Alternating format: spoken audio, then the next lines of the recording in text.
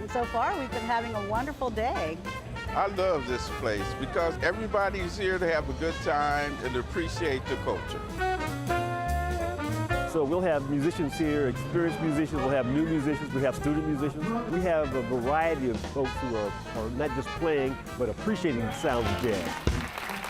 I love the music that they bring on stage and watching the performers and saying one day that's gonna be me.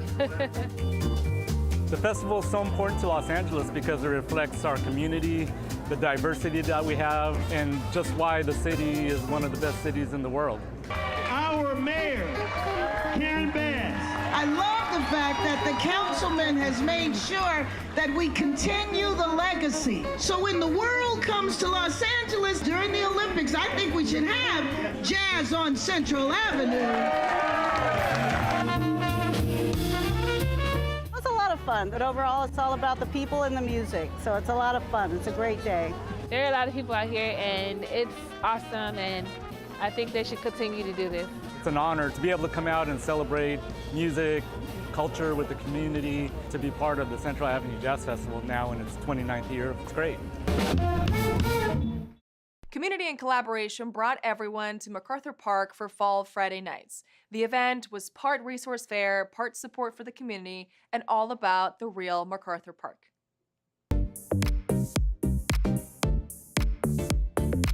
Today we are in the jewel of CD1, which is MacArthur Park. We are here with many community organizations coming together to provide Fall Friday nights here in MacArthur Park for the community.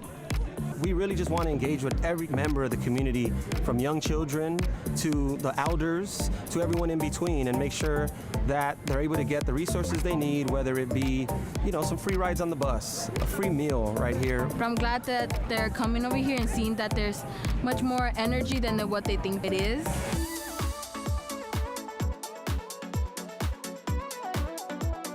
So MacArthur Park is not only the densest neighborhood in the entire city, it's also a neighborhood that has a bad rap. People talk about it being a scary place, but when you come out here, you see the real MacArthur Park.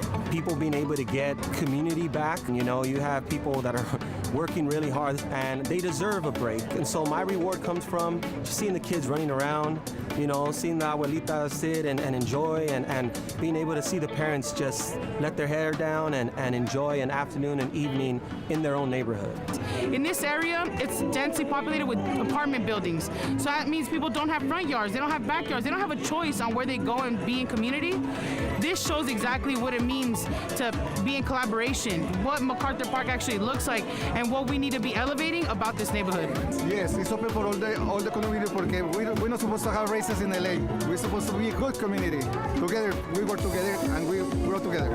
The message I have for people who are hesitant to come out is, one, come and enjoy the resources, come and enjoy the green space, but also community keeps community safe. And so the more community members we have in this space, the more public safety there is, the more community and collaboration there is, and that's what people need to know. Don't be afraid, come out and build community. Community keeps community safe, as Councilmember Eunices Hernandez said. Whether you consider them birds of prey or scary scavengers, there's no doubt that vultures have a bad rep. LA Zoo took on some of the misinformation around these incredible birds and helped to celebrate International Vulture Awareness Day. But you have to inspire people. You have to change their hearts and minds through the information that you give them. We're here at the Los Angeles Zoo celebrating International Vulture Awareness Day, or IVAD, which is a celebration of all things vultures and the conservation work that goes into saving these incredibly important species around the world from extinction. A lot of people don't even understand that condors, like California condors, are vultures. They're New World vultures, and it's a species that is really a conservation success story globally. They actually went extinct in the wild. There were only 22 individuals left in total in the world. They caught all those individuals, brought them to zoos like LA Zoo, San Diego Zoo, bred them, released them back into the wild, and now we have more than 500 condors alive in the world, with about half free flying in the wild.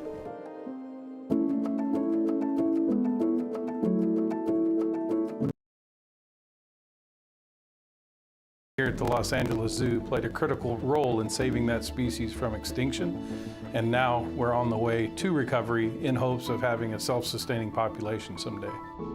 Tonight we have three amazing speakers. We have Chris Parrish, who's the president and CEO of the Peregrine Fund, and we have two incredible animal keepers who have dedicated their lives here at the Los Angeles Zoo to saving California condors. We're going to be talking about what the threats are to the California condor in particular and other vultures, mostly about what we've done to help save the species and identify those things that the public can do to be part of the recovery process with the California condor. Vultures are really helping the environment by taking care of carcasses that have disease and are allowing other animals to eat them and breed out of control. So vultures really help keep nature in balance. We can do all of the science that we want to. We can do all the research and the studies. But unless we are sharing that in a meaningful way to the masses of people, it's all for naught. This is just an incredible example of the Los Angeles Zoo really being a convener, bringing people together to talk about conservation and the amazing success stories that we can have when we do work together. If you see vultures in the wild, they are harmless. You can take a moment to appreciate them. Take a photo, show your family, teach them something about nature. They're really incredible to see, and you should take a moment to enjoy it.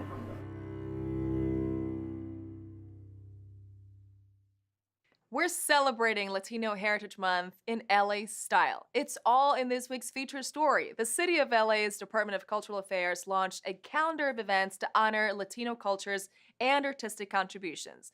Let the celebrations begin. Angelinos, ándale!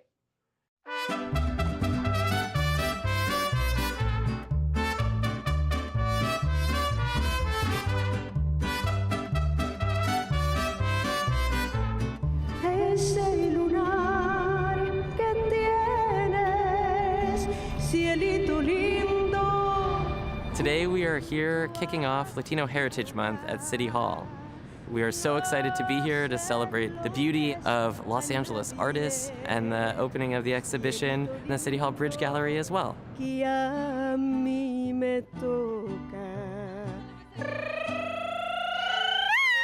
Mariachi Divas, the Cindy Shea, has been an amazing group for 25 years now, celebrating our music, winning Grammys, and so we want to make sure that we gave them the recognition they deserve. It means so much to me to have the City of Los Angeles declare today as Mariachi Divas Day, because we have spent 25 years pushing this group, opening doors, going through barriers, not just being women, but being multicultural, especially me. You know, puedo hablar en español también, loving this music, falling in love with this culture, and opening doors for everyone to fall in love with it. Truly representing what Los Angeles is, that's what Mariachi Divas is. And we give that gift through our music. And to be honored and recognized is so beautiful. I would also just encourage folks to come and see the Bridge Gallery exhibition. That'll be up through the end of the month. As the padrino of this year's Latino Heritage Month, I wanted to give it a little bit of my flavor, and so we worked with the Cheech Marin Museum, which is in Riverside, but they brought so many pictures of different Chicano art that celebrate indigenous community, working class, and most importantly, the revolutionary spirit of the Latino community, and so I really encourage folks to come and check it out. Y eso es todo, divas.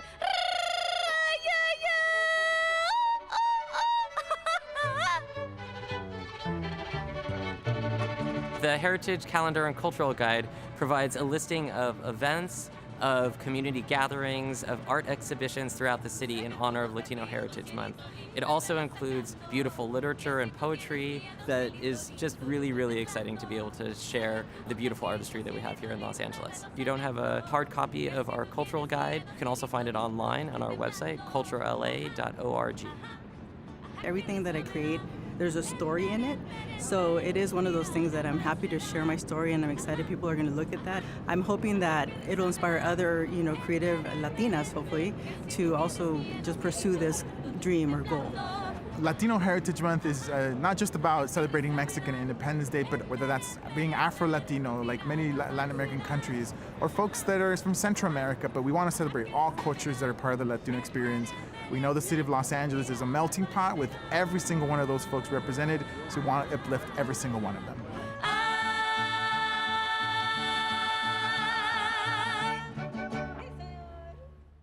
In this week's Things to Do, take part in an urban jungle safari. Head to El Pueblo for Muertos Art Walk and learn about the history of Mexican rebozos. All this up next on Things to Do.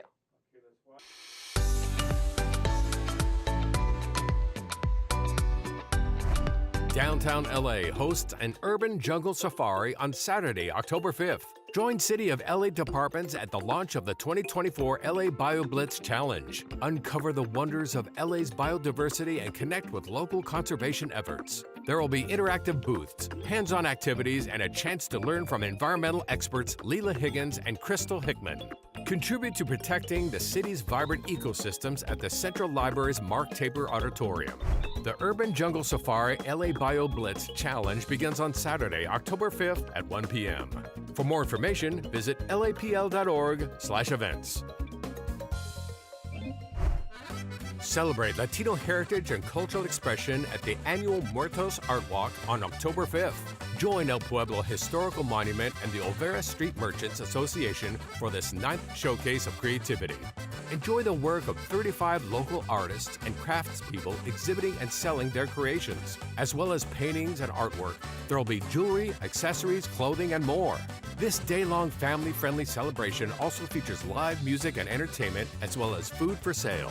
Join in the fun at El Pueblo, the birthplace of Los Angeles, and support Muertos Art Walk on Saturday, October 5th from 10 a.m. to 7 p.m. For more information, visit overaevents.com/Muertos Art Walk. Join LA's public library at the Mar Vista branch to learn all about the history of Mexican rebozos. It might look like a cross between a scarf and a shawl, but the rebozo is a multi-use garment. It's also an important cultural and functional item for women, both in Mexico and around the world. Explore the history of the garment at this colorful presentation, which includes an exhibit of rare and beautiful rebozos. There will be a fashion show and a hands-on demonstration of how to wear the rebozo in many different ways. Head to Mar Vista Branch Library for History of Mexican Rebozos on Saturday, October 5th at 2 p.m. For more information, visit lapl.org/events.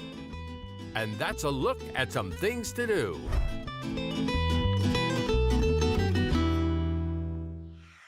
And that's all for this week. I'm Natalia Bilbao, and from all of us here at LA This Week, thank you so much for joining us. Remember that you can watch us online anytime at lacitywiew.org, and we're also on Instagram, Facebook, X, and YouTube. See you next time for more LA This Week.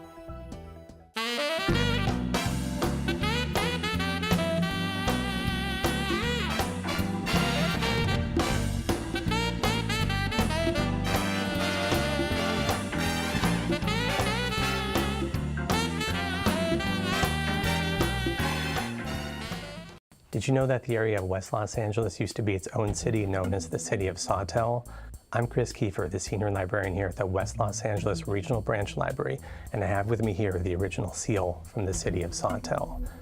Sawtelle was incorporated in 1906, and in 1922 the citizens voted to merge the City of Sawtelle with the City of Los Angeles. The last city clerk from the City of Sawtelle was a man named Lyndon Burzell. He went on to be a local businessman and involved in many community organizations. This library was built in 1956, and upon its one-year anniversary in 1957, Lyndon Burzell gifted the City of Sawtelle seal to the West LA Library so that we could have it here for the future, and it still works. The City of Sawtelle seal features the incorporation date, the motto Progress, and in the middle a sycamore tree, which used to be a local landmark here in the area, until unfortunately it was burned down by some careless children and firecrackers.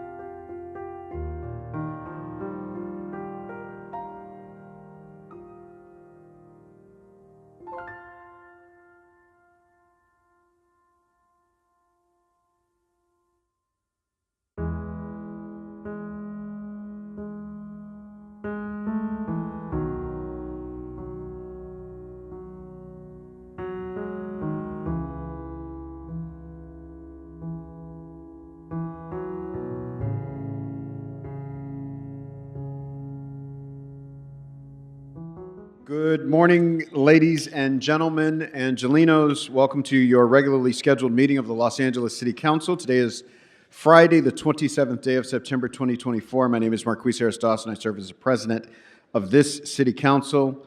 We will take public comment in the chamber for today's meeting. Can we begin the proceedings by taking roll?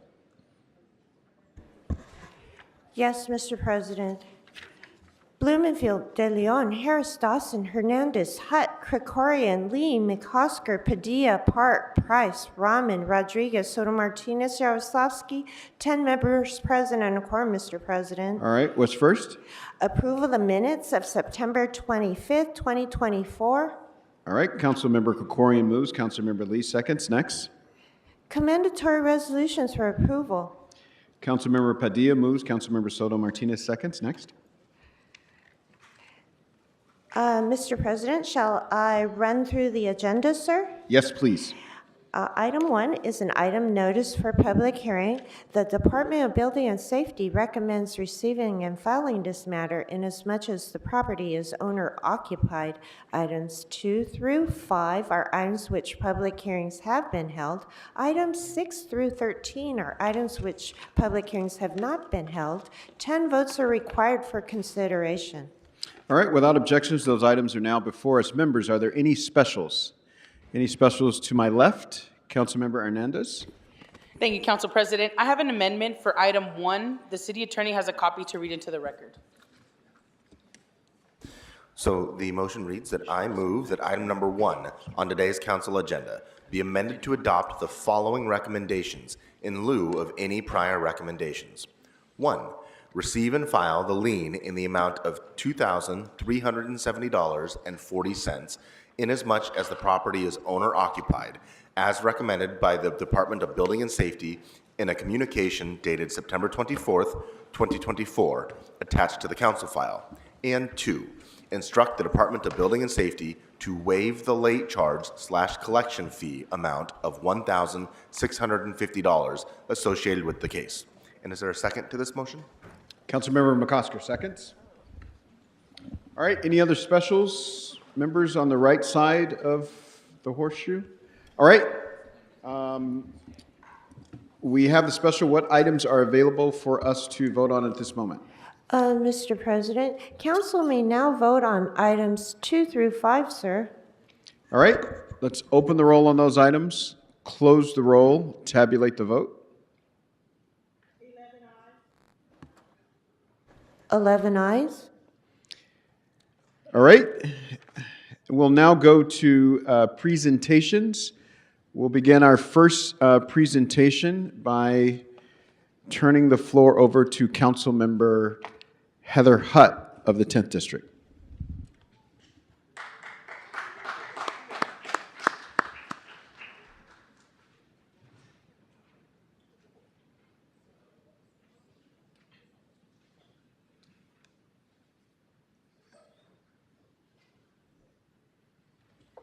Good morning. Thank you, Mr. President. Today I'm excited to welcome someone you may know, Dana Brown, the General Manager of the Personnel Department, to Council Chambers. Dana, y'all know her?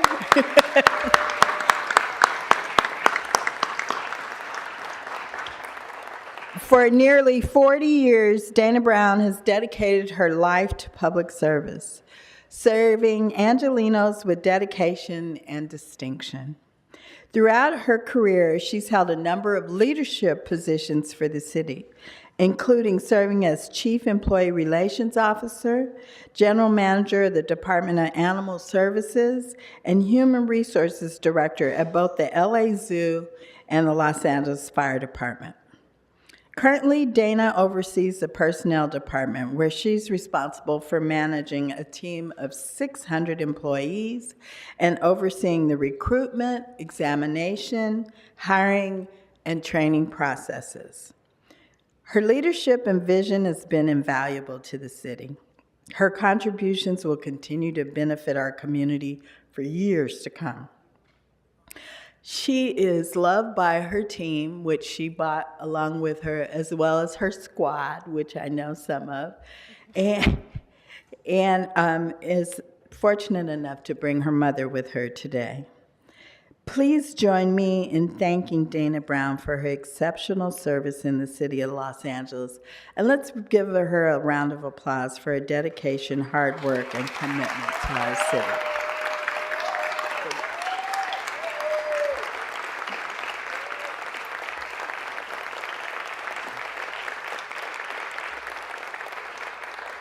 Dana's official last day was last week, and so we're lucky that she came back in to get her flowers, so to speak.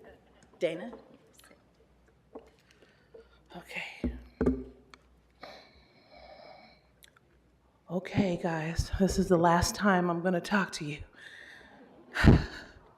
at this podium, but better than up there during Budget and Finance.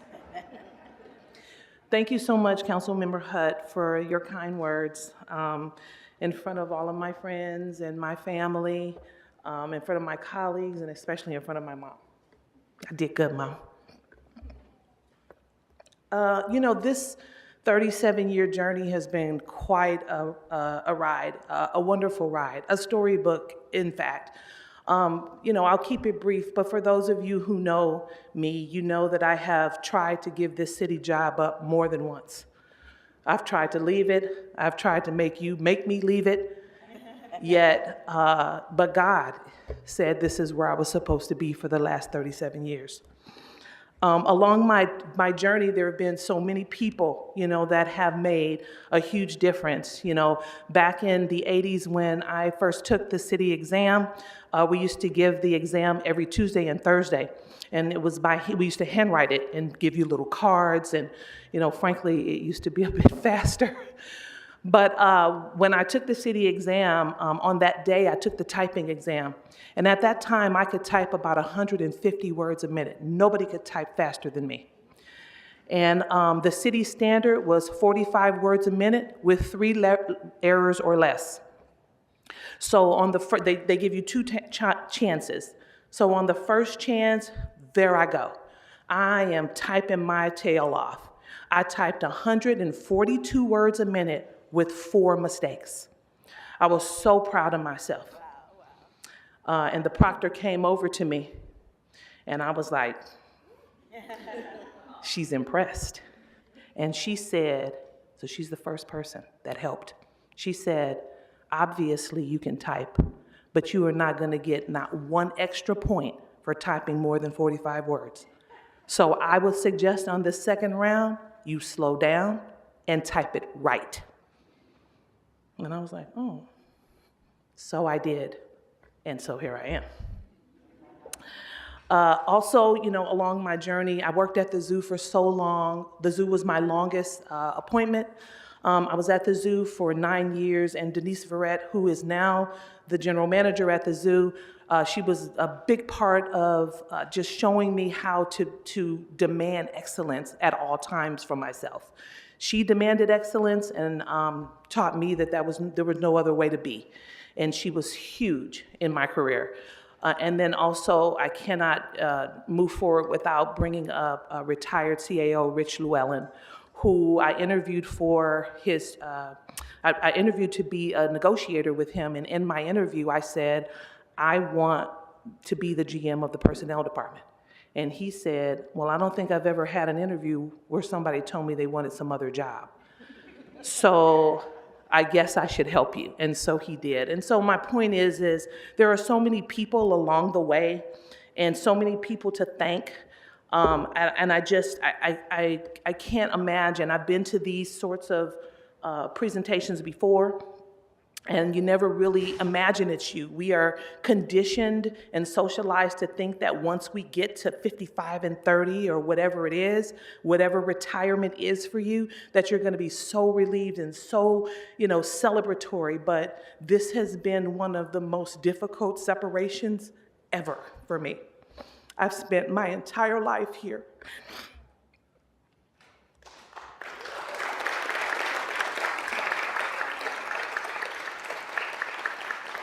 And I've always lived my career or handled my career in a way that said, you know, take a chance, take a risk.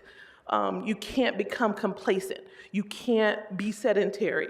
And I've always lived that way, so there's no sense in waiting to the end of my career and not being that way. So I'm taking a chance. I'm taking another chance. And, I'll just sort of wrap up by saying there is a song by Leanne Womack that I love so much. And she talks about, she challenges her audience to take a chance and to step out of their comfort zones. Specifically, she says, I hope you never fear the mountains in the distance, never settle for the path of least resistance. Promise me that you'll give faith a fighting chance, and when you get the choice to sit it out or dance, I hope you dance. And this is me dancing. Thank you, guys.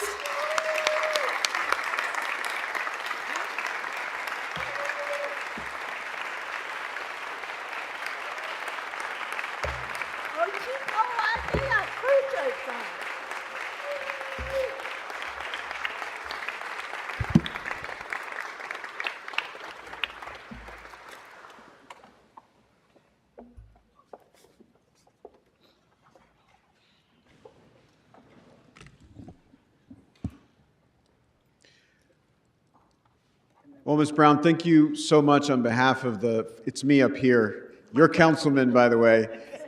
You said you were never going to be back at that desk again, so I don't want to hear anything about the Baldwin Hills mudslides or any of it, because you promised you wouldn't be here. But we're just so grateful for your service and your commitment to the city and seeing it through to the stage that you have. You've been in 10 city departments, 17 positions that are documented. I know you played the role sometimes where you weren't the official person, but you were the person, and you've given your heart and soul to this project we all know and love as the City of Los Angeles. So from the bottom of all of our hearts, thank you so much. Councilwoman Hutt.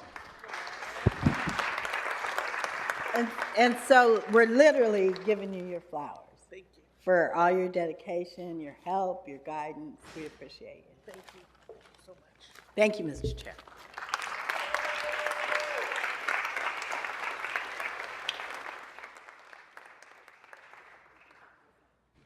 Next, we will hear from Council Members Soto Martinez and Hernandez.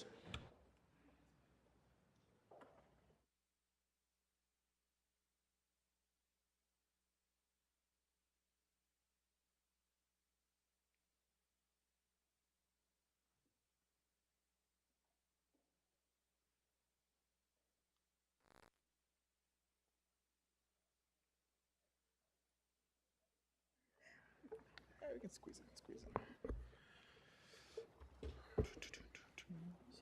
Cool. All right. Where's Hernandez?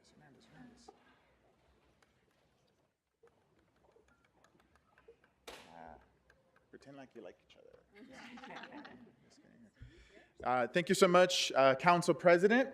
It is my honor to come here today, joined by my colega, Councilmember Eunices Hernandez, and so many community leaders to celebrate the 60th year anniversary of the UCLA Labor Center. Go Bruins! For 6 decades, the UCLA Labor Center has provided critical research and programming that has shaped the course of the history of the city and, in my opinion, the entire country. So I want to talk a little bit about that brief history. We know that they have laid the work for the Fair Workweek Ordinance, which was passed here in council many years. We know they've done a ton of studies on wage theft that has shaped many of the policies that we've done here as well. We know that they helped pass the first statewide fast food council. But what is oftentimes ignored is that the UCLA Labor Center was a pivotal player in creating the Dream Resource Centers in California, which is where the place where a lot of the folks that came here undocumented to this country would strategize and think about how they were going to push the federal government to make sure they acknowledge their right to be in this country, that there is no such thing when you look at borders, when you look at a globe, there are no borders. And they successfully pushed the federal government at that time to pass the Deferred Action for Childhood Arrivals, which I think is one of the most monumental pieces of immigration legislation that we have ever passed, because the last time we passed anything was in 1987 with IRCA, and we can look at DACA as one that was passed, but it was because of the militancy of folks being arrested, they were able to make that happen, and that's because of the UCLA Labor Center. Their impact also extends beyond that work that I just mentioned, and the movements that have grown from their decades of research, including helping create LANE, which is the Los Angeles Alliance for a New Economy, and also the first Black worker center in the nation, established in 2009, with by that time which is now our state senator, Lola Smallwood Cuevas. Their work has been cited in hundreds of city council motions and report, and even at least one Supreme Court argument by the late Ruth Bader Ginsburg. Literally hundreds, if not thousands of people have been shaped because of the UCLA Labor Center over those decades. And so now to speak more about their community work and their appropriately named James Lawson Jr. Worker Center in MacArthur Park, I'd like to introduce my compañera from the 1st District, Councilmember Eunices Hernandez. Thank you. Good morning, colleagues. Thank you so much to my council member colleague, Hugo Soto Martinez, for bringing up this presentation for uplifting our James Lawson Jr. James Lawson Jr. Worker Justice Center that lives in MacArthur Park. I represent MacArthur Park, which is one of 22 neighborhoods in CD1, and it is truly a privilege to be able to be here with you all to celebrate the 60 years that have been filled with empowering our workers, fighting for thriving wages, helping the city become a sanctuary city. That is what was born out of this center that was born in 1964, a year that shaped how we fight for and how we win justice. Now, again, renamed the James Lawson Jr. Worker Justice Center in honor of the legendary labor and civil rights leader. This building has served as a strategic base and safe haven for our labor organizers and immigrant rights activists in Los Angeles. Again, I've seen the firsthand impact of their work with the buildings of programs that help with giving wages, thriving wages to other sectors, such as our promotoras that are always in that area, trying to plug into these spaces. I've seen the community meetings that they've held there that have led to the campaigns that have shifted the way that our city moves around thriving wages and housing justice, as we saw this past week with Tahoe.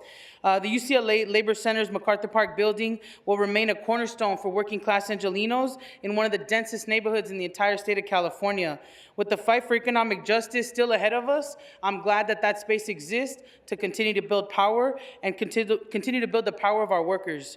So I hope that one day we can all head down there on over to Parkview Street and stand alongside others on the front lines in MacArthur Park, because community keeps community safe. Thriving wages keeps community safe. This center helps keep our community safe. Now I would like to introduce UCLA Labor Center Director Saba Wahid to share a few words with us. Thank you. Good morning.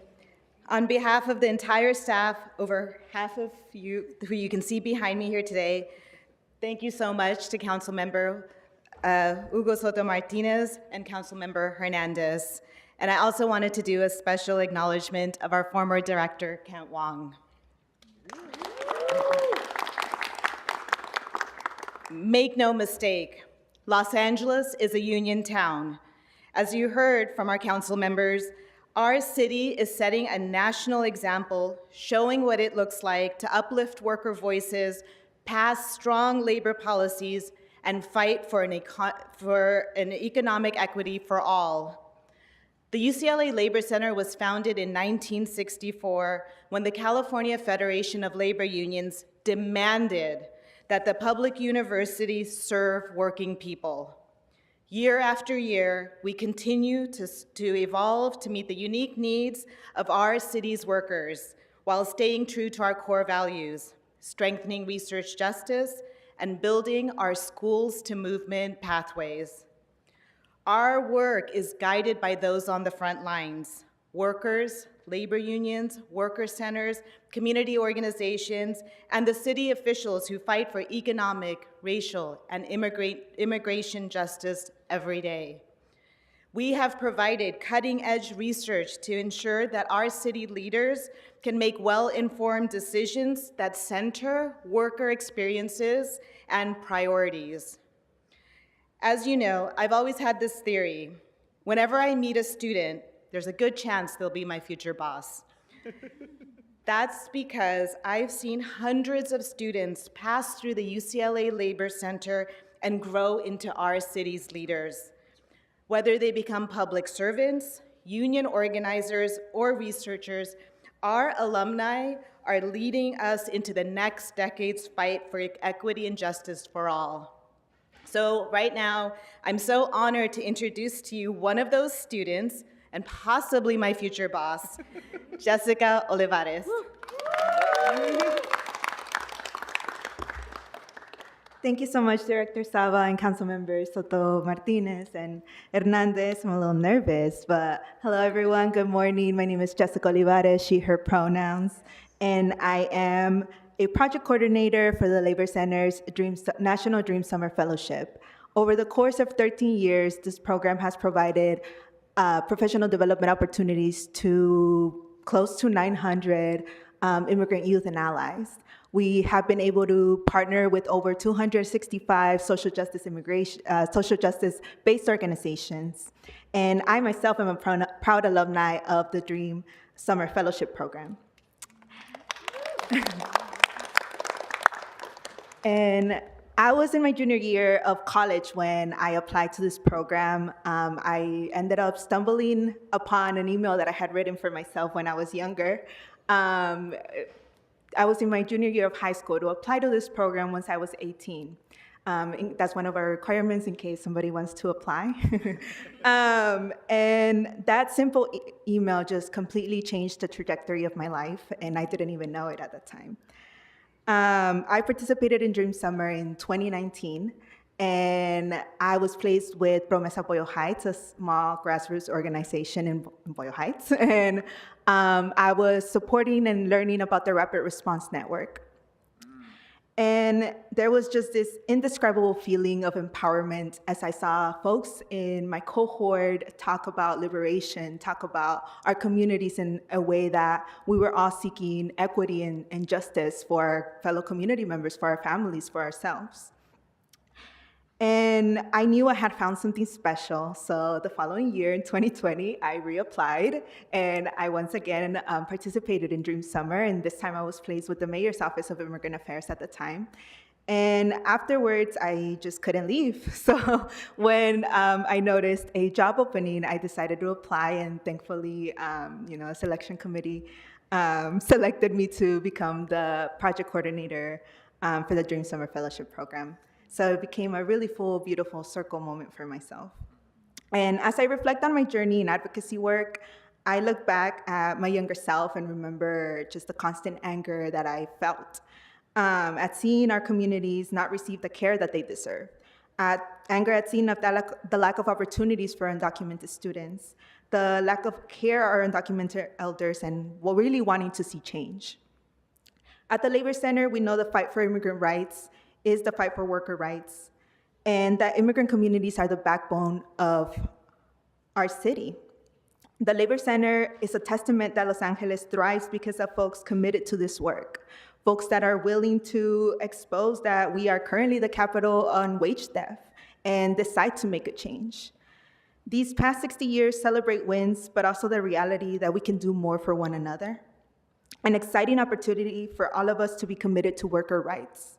Solidarity will continue to shine for the Labor Center, and I hope it continues to shine for all of us and our communities. Thank you.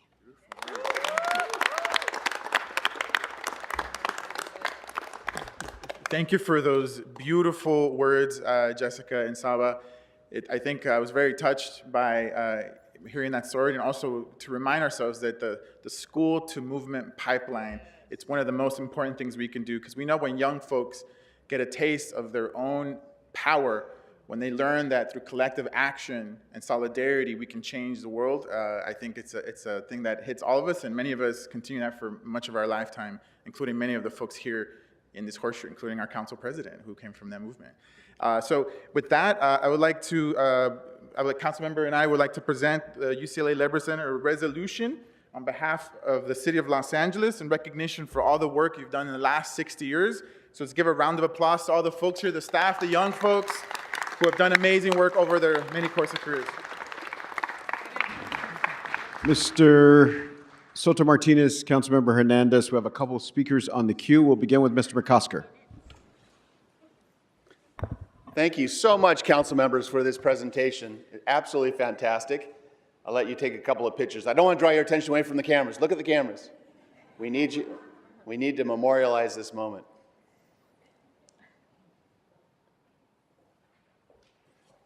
This is such a great presentation, such a great moment, and I'm so appreciative of the Labor Center at UCLA. My early days of getting interested and involved in labor was at UCLA Law School. And I went to the law school too many years ago to mention here, but some folks might remember there was a professor there named Ben Aaron.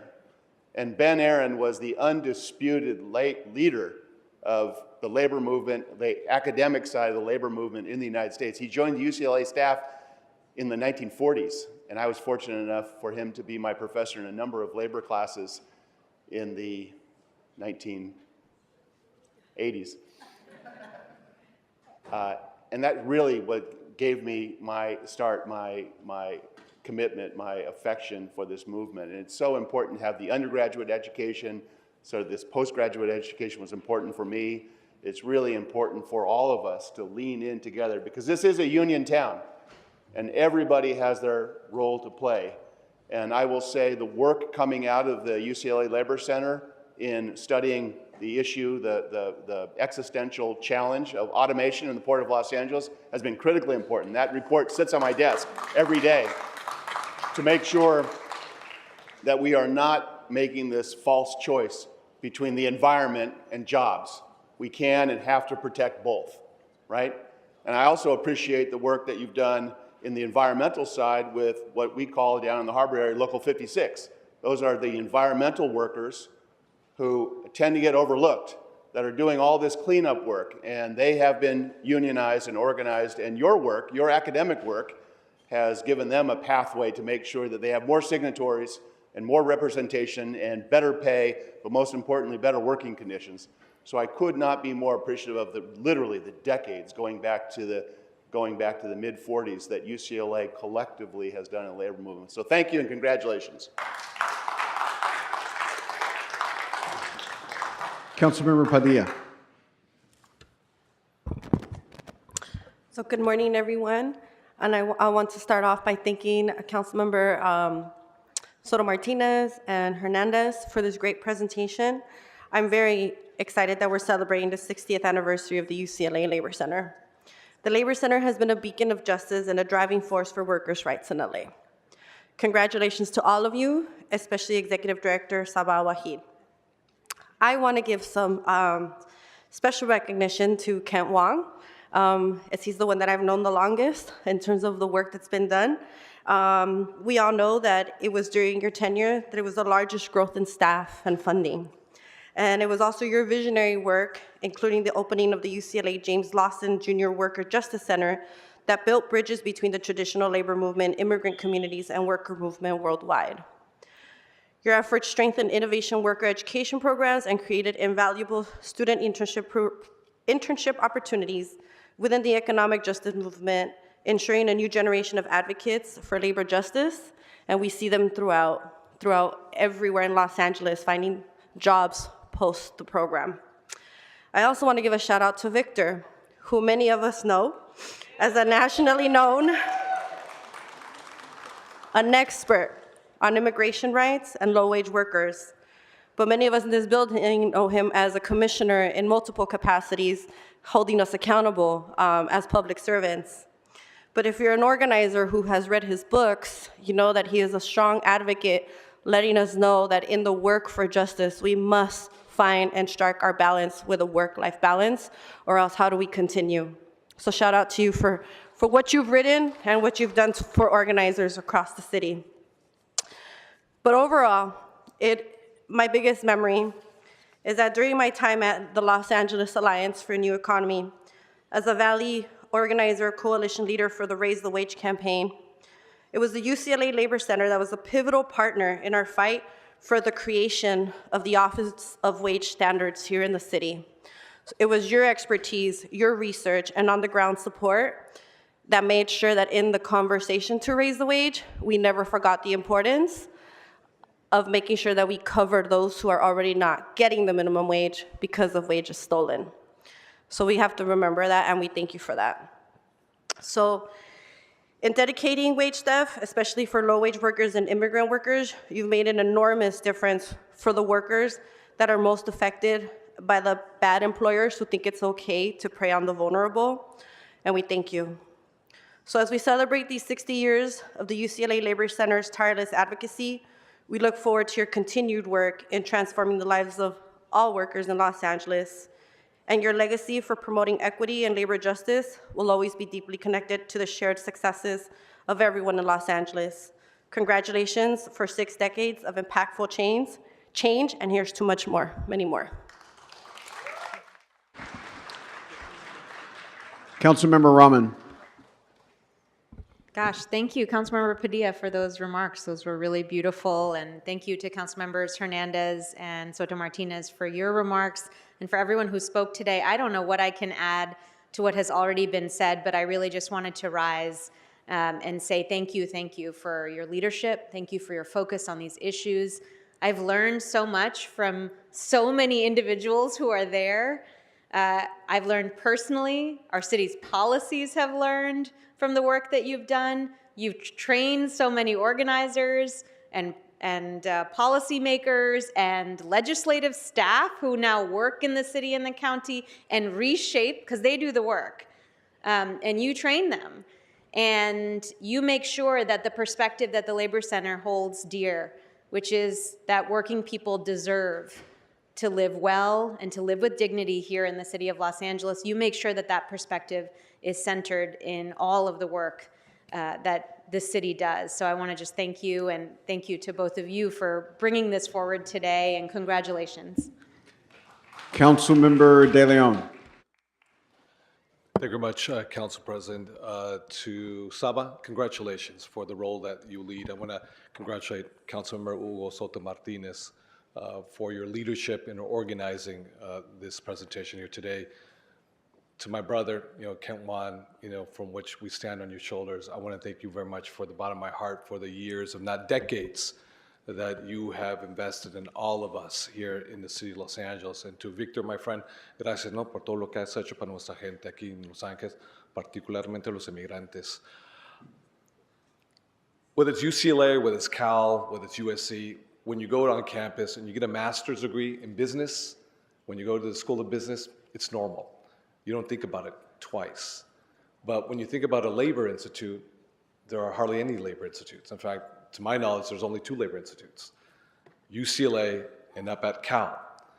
And we don't think twice about that. We think sometimes it's an oddity, because every graduate school you go to, there's a master's degree program for business, but never for labor. And that's why the work that you do is phenomenal, beyond phenomenal. I was proud when Ken and I worked together, because sometimes, administrations, they have different opinions and they have different ideas where monies and budgets should go. And, out of my own discretion, we got a couple $1 million for the UCLA Labor Center and for Cal as well, too. And we made it very clear that it was not to be commingled with the rest of the money with the UC system. That was specifically earmarked and targeted for the Labor Institute. We made it very clear with the chancellors. Can't take that money that is specifically for the Labor Institute. And we had to codify that into law to make sure there was no hanky-panky. This was for the research that was needed, and it was critical. And that research has been so critical. We did Senate Bill 575, which created the Cal Enviro Screen, which now leads us to where we invest billions of dollars, particularly in communities that are most impacted by both climate change and other criteria pollutants that our children breathe into their lungs every single day. Cal Enviro Screen was created through a Senate Bill 575, and the Labor Institute played a huge role in how we mapped out, because before, it was only about political power. Who had the most power and where would all this money go? It was never based on empirical evidence, whether it was in Pedro and Wilmas or Watts, whether it be in South LA or in Boyle Heights, because we have 5 major freeways in that district where all the young boys and girls breathe into their lungs every day, all of that pollution. That was helped with empirical evidence that was driven by the Labor Institute.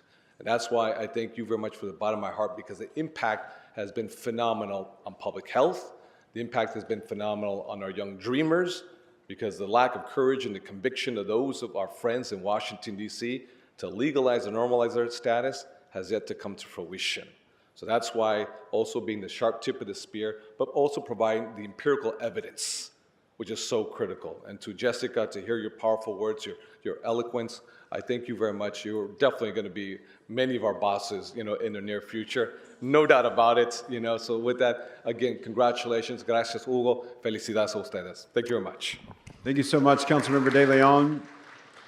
And I just want to associate myself with all the comments of the members of the council and thank Councilmembers Hernandez and Soto Martinez for bringing here today. A special shout out from me to Victor and Kent, who are part of the community who raised me up as an activist. And just close with this, as Mr. De Leon alluded to, the Labor Center, which is named for Reverend Lawson, is a product of struggle. It was a struggle to get it, and it has been a struggle to keep it. I lost track of the number of times I got a call at the Community Coalition saying, we need to go to this hearing and testify that we have to keep the Labor Center and we can't move. When there are budget cuts, the Labor Center would always come up as something that was on the chopping block. And as Mr. De Leon said, the business schools were never on the chopping block. No one ever dreamed of touching those. And so this is a product of struggle and a demonstration of what we can build together when we struggle together. And so with that, we thank you on behalf of the people of the city of Los Angeles and beyond. Councilmember Soto Martinez to close. Much for those kind words, my colleagues. So let's give it up one more time for the amazing institution that is the UCLA Labor Center. Here's to 60 more years.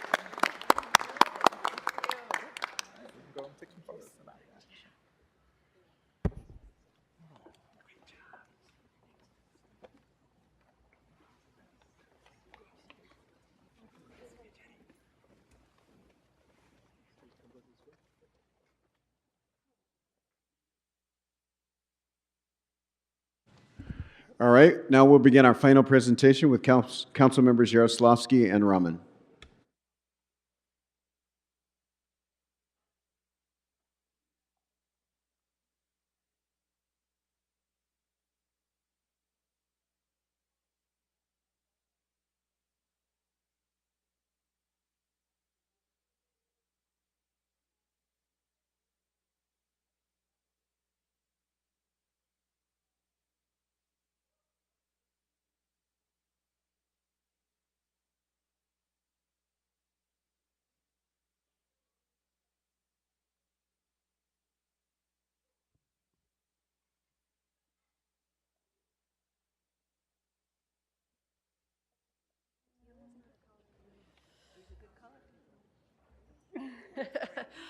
Good morning, everyone, colleagues. I rise today along with my co-presenter, Councilwoman Rahman, to acknowledge Ovarian Cancer Awareness Month, an important opportunity for us to raise awareness of this devastating disease.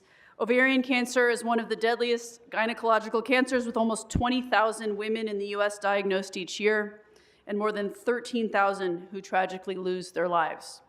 Here in LA, we lit up City Hall and the LAX pylons in teal to honor those who have fought and continue to fight this disease and to help raise awareness.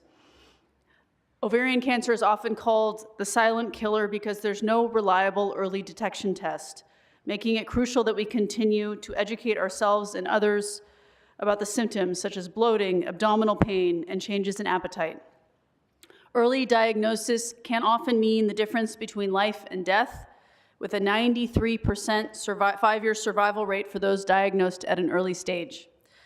As we mark this month, it's important to remember that this disease touches so many lives, but we also see hope in research and efforts undertaken by people like Dr. Sanaz Memerzadeh, whose work at UCLA's Gynecological Oncology Discovery Lab is changing the way we fight this cancer. And we see hope in the relentless advocacy, too, of organizations like the Ovarian Cancer Circle, inspired by Robin Babini, who's founded by Paulina Babini in honor of her daughter, Robin, who lost her battle to this disease at just 20 years old. I'm honored to be joined today by Paulinda, her courage and determination to turn her loss into a movement that supports women and families impacted by ovarian cancer inspires me and should inspire all of us. So I'd like to invite my colleague, Councilmember Rahman, to say a few words first.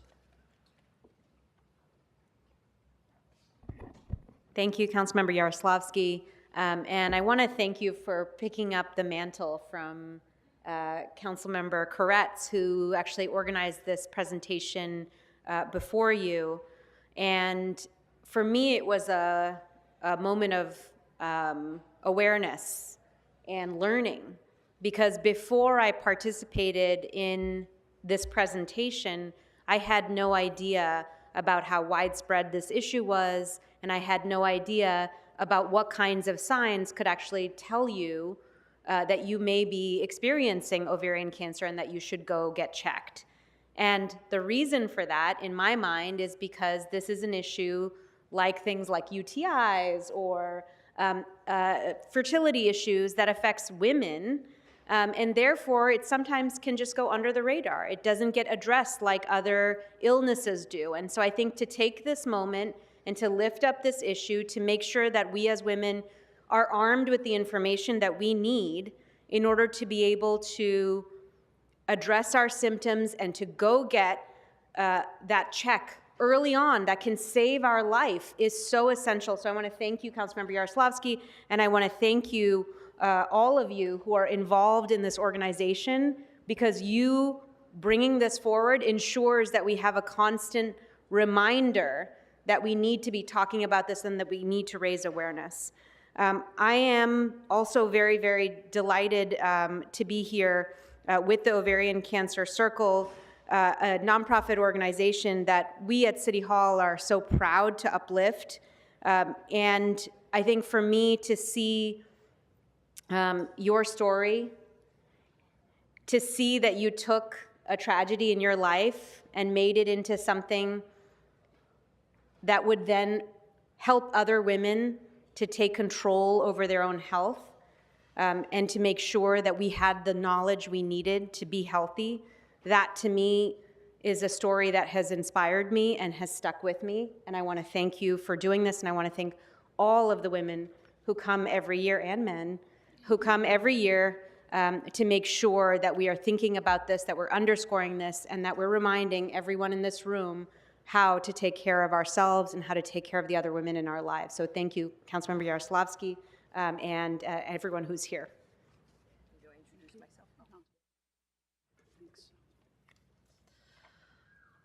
Thank you, Councilmember Rahman. Now it's my pleasure to introduce Paulinda Babini, founder and president of the Ovarian Cancer Circle, inspired by Robin Babini. Well, I'll let you speak for yourself. Yeah.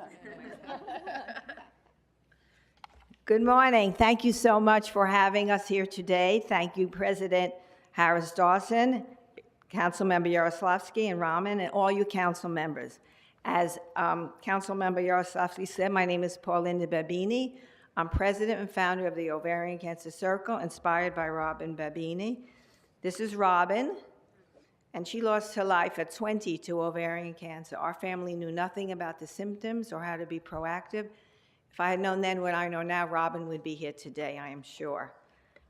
On behalf of the Circle and Dr. Mamarzadeh, I would like to extend my profound gratitude to Councilmember Yaroslavsky and Councilmember Rahman for their support and for this proclamation acknowledging September as Ovarian Cancer Awareness Month. A shout out to Jocelyn Tabata, who has worked tirelessly to bring this day to fruition. The Circle is most appreciative that for 8 consecutive years, the LAX pylons in City Hall have been aglow in teal, the national color of ovarian cancer. A special acknowledgement to former Councilmember Paul Koretz, who initiated the City Hall Council in recognizing this important day, and to Ali Samad, the Director of Communications, who joined us today. One of the fundamental pillars of the Circle's mission is raising awareness about ovarian cancer. We tirelessly work to educate women about the symptoms, risk factors, and early detection methods, as shown on these bookmarks. You all received one at your table. This knowledge can be life-saving. 2 of our survivors are here with us today. Flower Miller, and Karen Gilman. They are the faces of hope that women can survive ovarian cancer. The Circle is extremely proud to commit its fundraising to the prestigious Geodiscovery Lab at UCLA, led by Dr. Sanaz Mamarzadeh. Since the Circle's inception 13 years ago, we have raised over $1 million to support this cutting-edge research. Dr. Mamarzadeh is a physician, a surgeon, a tenured professor, and a scientist. This year, she has been successful in securing grants for over $4 million for research specifically for studying ovarian cancer.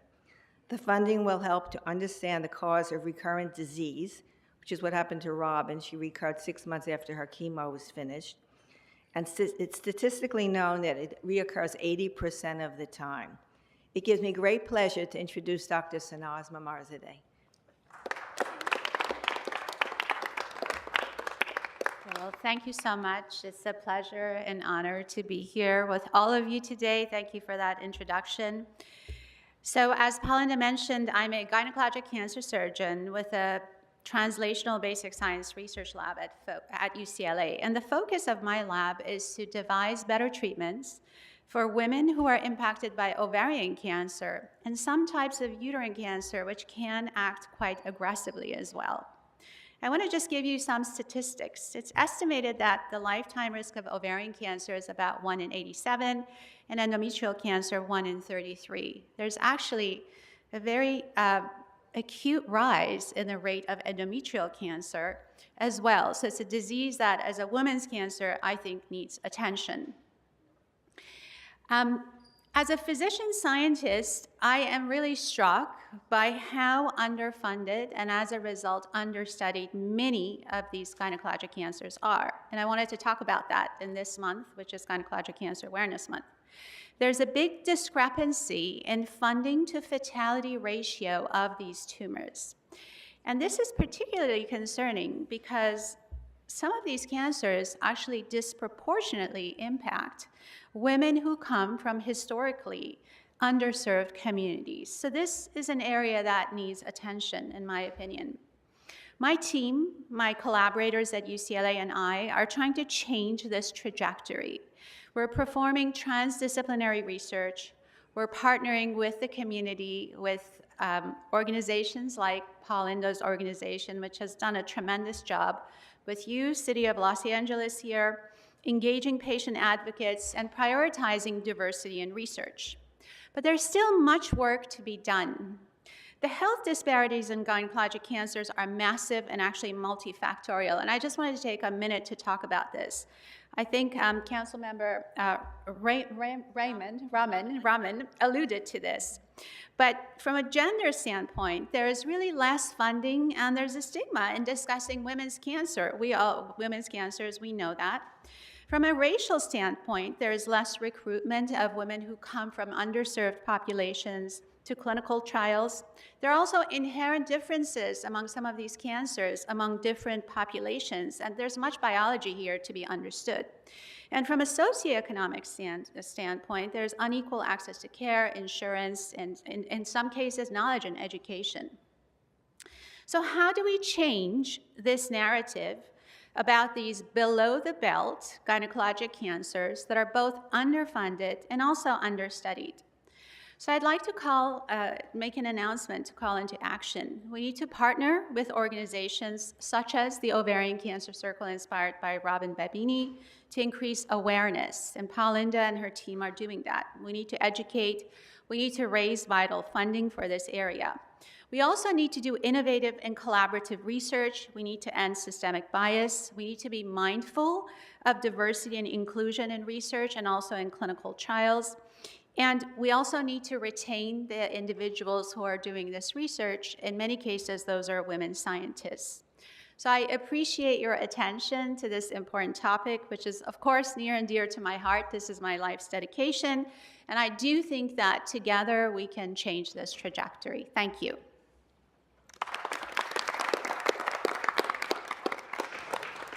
Thank you very much, Dr. Mamarzadeh, Paulinda, for your incredible work and dedication on this really important, oft overlooked issue. So without further ado, I'd like to co-present this resolution. Hold on before you co-present. Oh, I was going to, yes, okay. We have a speaker on the queue. Councilmember Hutt.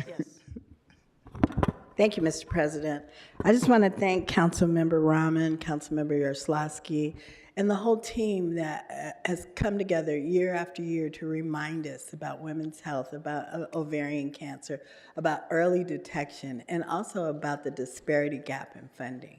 I appreciate it. I hope that we in the city will amplify your message and really work to protect our girls, our children. Thank you. Councilmember De Leon. Thank you very much, Council President. Paulinda, again, welcome.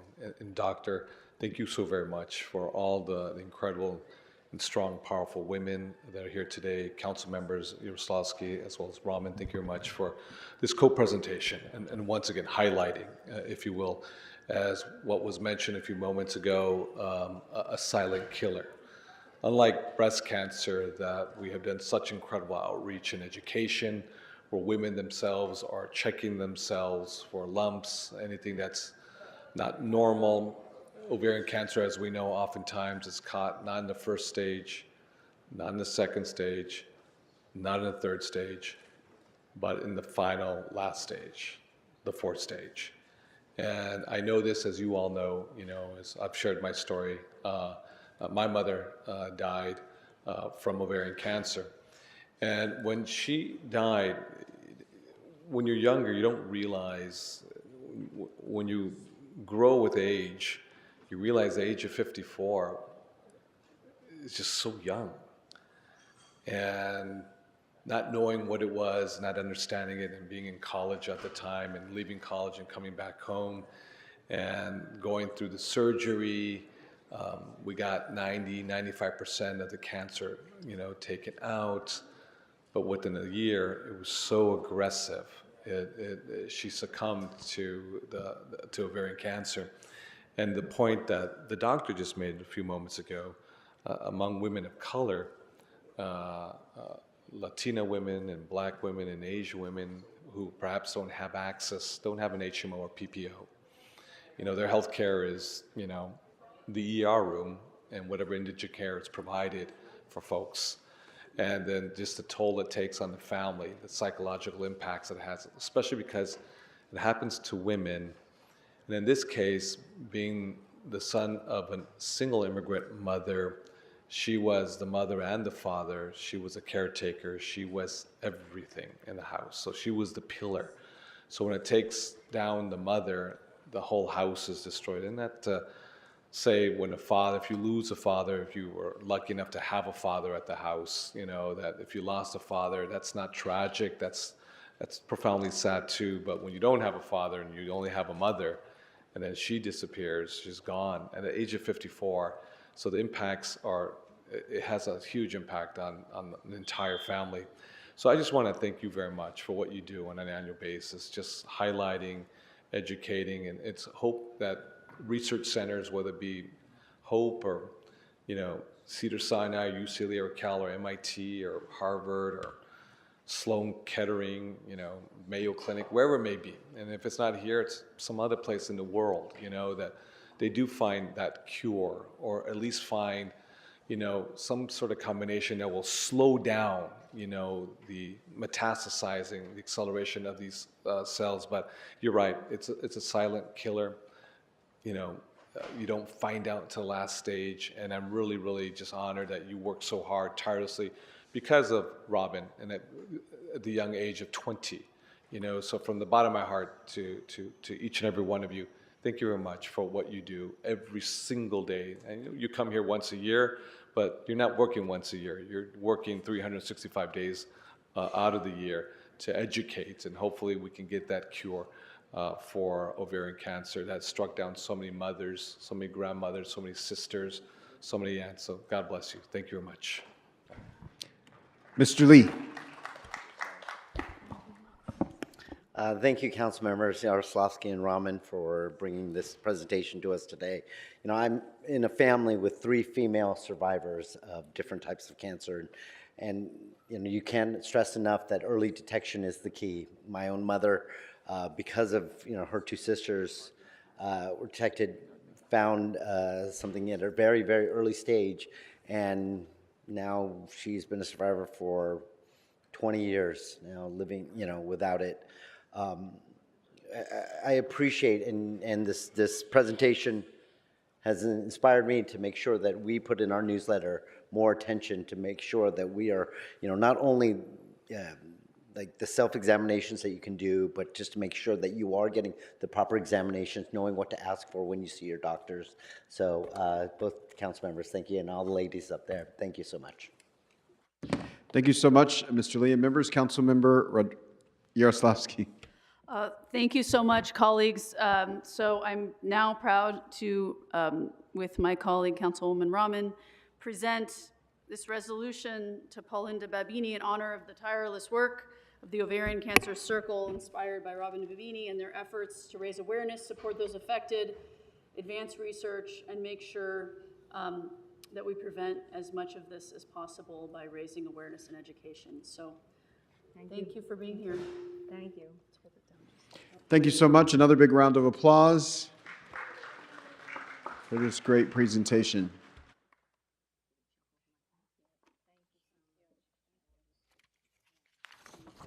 All right, we'll move now to public comment. Madam Clerk and Mr. City Attorney, if you could read the instructions into the record.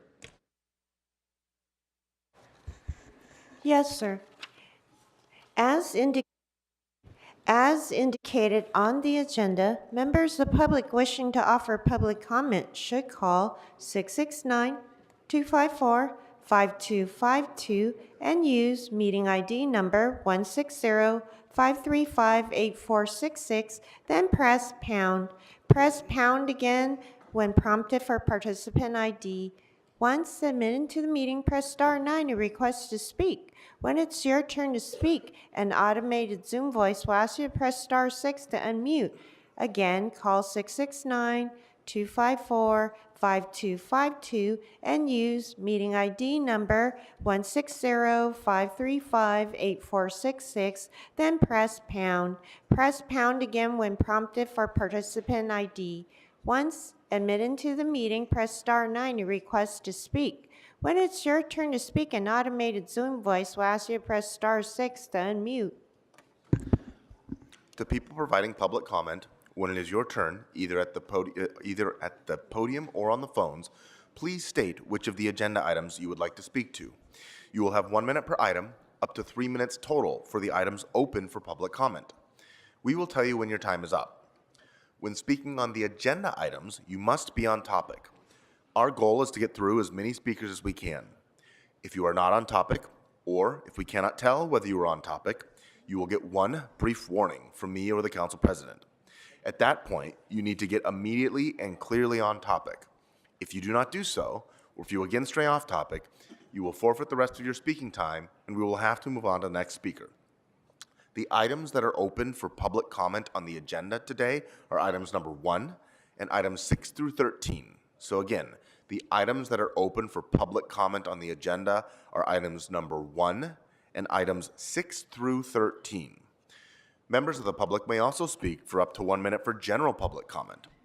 During general public comment, members of the public may speak to any of the items or anything else in the city's subject matter jurisdiction.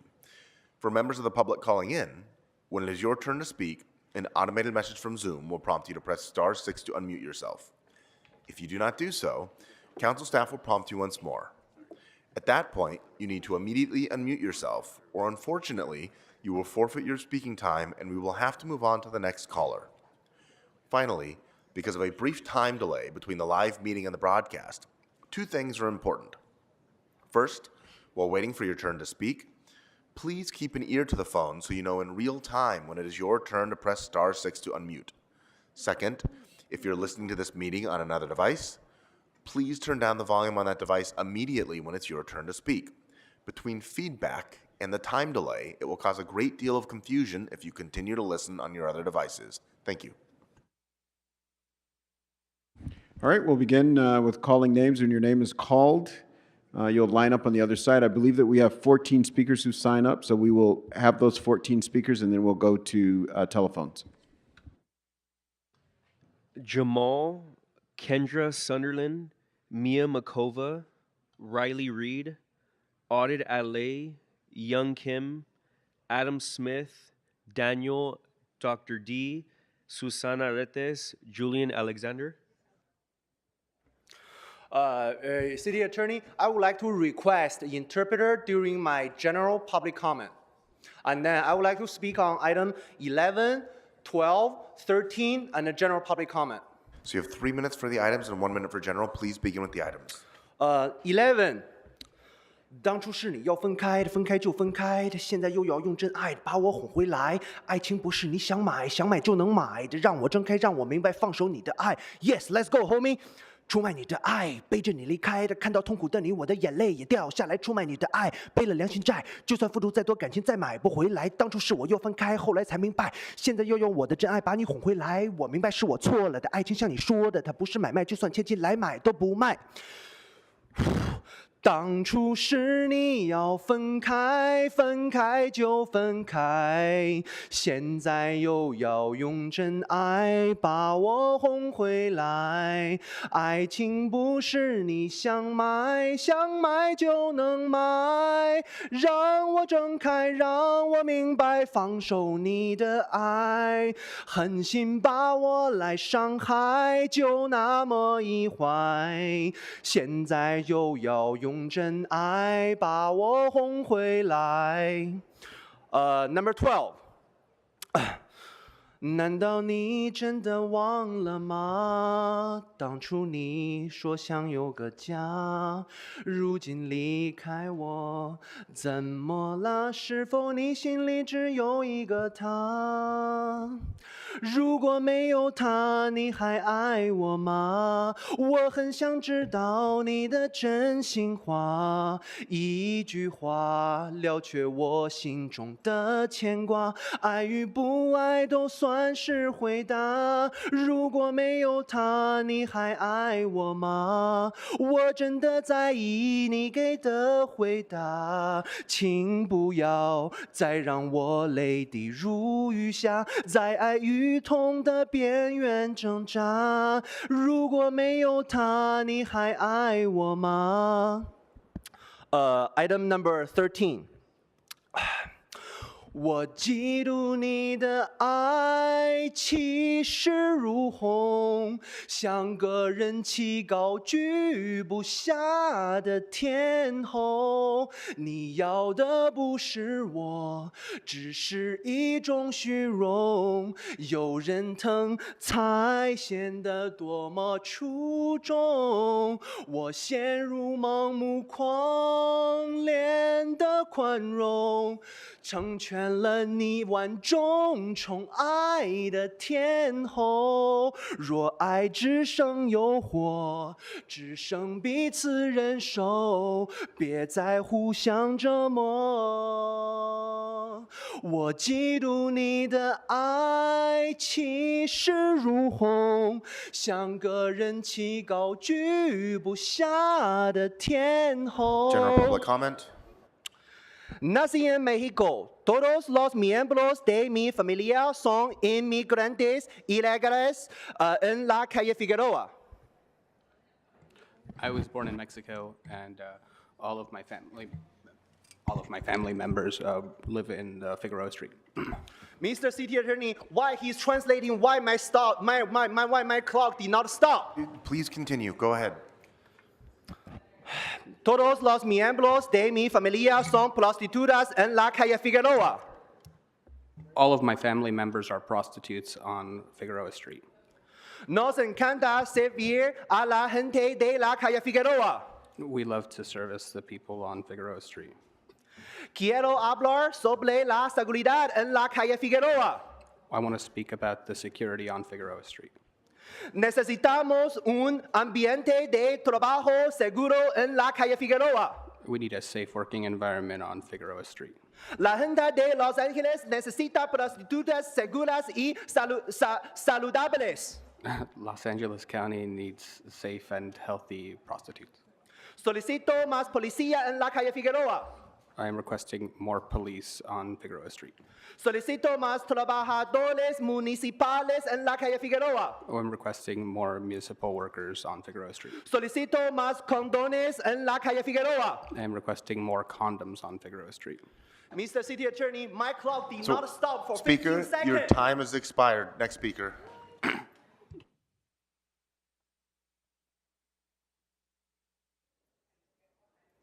I don't know how I can follow that. Good morning. Which items would you like to speak to? Good morning, Adam Smith, Los Angeles Community Action Network, general public comment, and number 8. So you have 1 minute for the item and 1 minute for general. Should I do the Please item begin with the first item. then? Yes, please. Okay. Number 8, as now just council member, Paul Krikorian transitions off the council and the presidency, and while he is celebrated in this room today, I wanted to offer a little bit about him for this commemoration as someone who has been in this room for a while now. After KDL was caught on tape, along with colleagues, saying and laughing along with horrifically anti-black comments, an obvious public uproar happened. Many in this room had strong statements, and today I'll just read Krikorian's, and I quote, "Apologies will not be nearly enough to undo the damage that the city has suffered. The only way we can begin to heal as a city is for Mr. De Leon to take responsibility for his actions, accept the consequences, and step down." Well, KDL has not stepped down and in fact has been welcomed back into this space and into the open arms of Paul Krikorian, getting put on the Homelessness and Housing Committee, for examples. This is just indicative of the ways that anti-blackness in this council is overlooked and passed and allowed to happen. General comment. Good morning.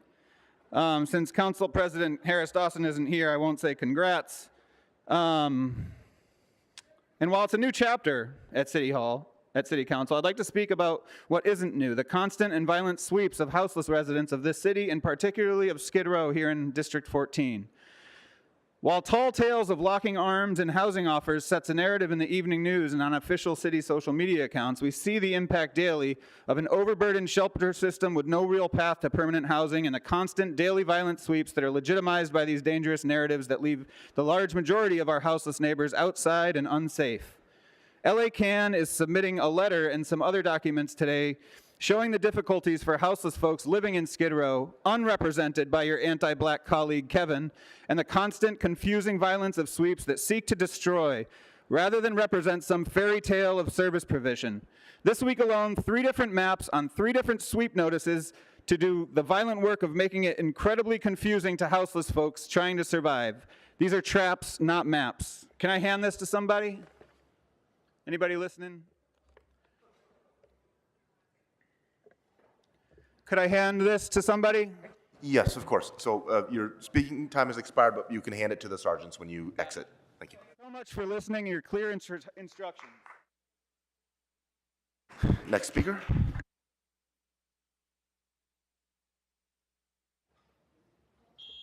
Good morning. If you could please remind us of the name you signed up under and the items you'd like to speak to. Good morning. My name is Tommy, and I'm a member of LA CAN. I'd like to speak on general comment and item number 11. Okay, so you have 1 minute for the item and 1 minute for general public comment. Please begin with the item first. So, Inside Safe is a complaint-driven shelter program. While its stated aims are to bring people inside, language of people being housed is laughable. Shelters are not housing, particularly when residents can or kicked out anytime. The number of people that have been exited from Inside Safe, either to the street or a casket, is higher than the number of people who have transitioned to permanent housing. If Inside Safe was actually meant to help people, people would be able to access one of these shelter beds when they want to. But we know that Inside Safe operations happen in encampments with the most complaints, and there are a corner that house people and businesses owners see as an eyesore. It has absolutely nothing with identifying those most in need. Inside Safe ultimately contributes to the same violence and death as the daily sweeps that happen across Skid Row and the whole city daily. That doesn't make it into the mayor's Twitter account or into the feel-good news stories about locking arms. This past Tuesday, at the Inside Safe operation in LA Live, people who accepted the terms of Inside Safe, including relinquishing property, were shuttled to Skid Row to the Weingart building General public on comment? 6th and San Pedro. All right. No one's listening, but we want to hear you. This past Tuesday, how many rooms are available today for Inside Safe participants? How many Inside Safe rooms at the Weingart in Skid Row have been used for Skid Row residents? It appears that the clearing of encampments advertised in media. Between the room costs, food and so-called services, security and other baked-in costs, Inside Safe costs about $6,500 per month per person. How much is the cost of an average apartment, aka permanent housing in Los Angeles? This city needs to stop prioritizing expensive shelter-to-nowhere programs and actually start building housing.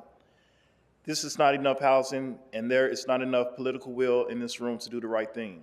Housing, not shelter. House keys, not handcuffs. Thank you.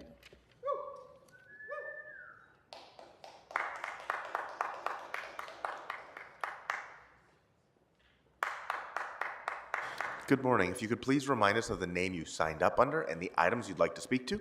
Hello, I'm Daniel, general public comment. Okay, so you have 1 minute. Go ahead. Okay, first I'd like to ask, I'm Daniel from LA Can.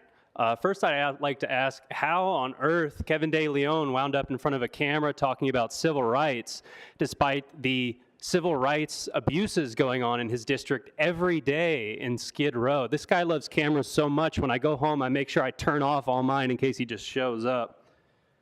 So regarding sweeps, in an ongoing lawsuit against the city of Los Angeles for destroying people's property, a federal judge ruled that the city doctored documents regarding sweeps. Every day across Los Angeles, the Department of Sanitation destroys houseless people's belongings while 6 people are dying every day, and they lie about it in federal court. Why aren't there more trash cans? Why is there no regular trash pickup? Why are there only a handful of public restrooms in Skid Row when public health assessment said the need was hundreds? Where are the hand washing stations with water and soap? Why does the city government continue to punish poor people for being poor and using its immense resources on policing and sweeps? I'd also like to observe... So, Speaker, your time has expired. Speaker, your time has expired. We need to move on to the next speaker. So at this point, please leave the podium. You're delaying our meeting. This is your first and only warning. Speaker, you've received a warning for disrupting this meeting. You've been given your time to speak. Please leave the podium.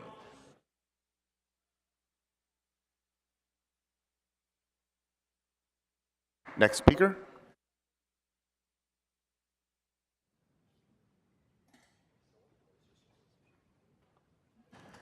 Good morning. If you could please remind us of the name you signed up under and the items you'd like to speak to. Dr. D, 11 and public comment, please. Okay, so you have 1 minute for item number 11 and 1 minute for public comment. Please begin with the item. Okay, Yaroslavsky is here, but Park is not representing 11. And you know what? Park's name on 11 is a disgrace. I live in Park's district. I spent 5 days, 2 years ago, February, on Culver Boulevard when she evicted all of the people who were settled there in this same thing of it was supposed to be inside safe.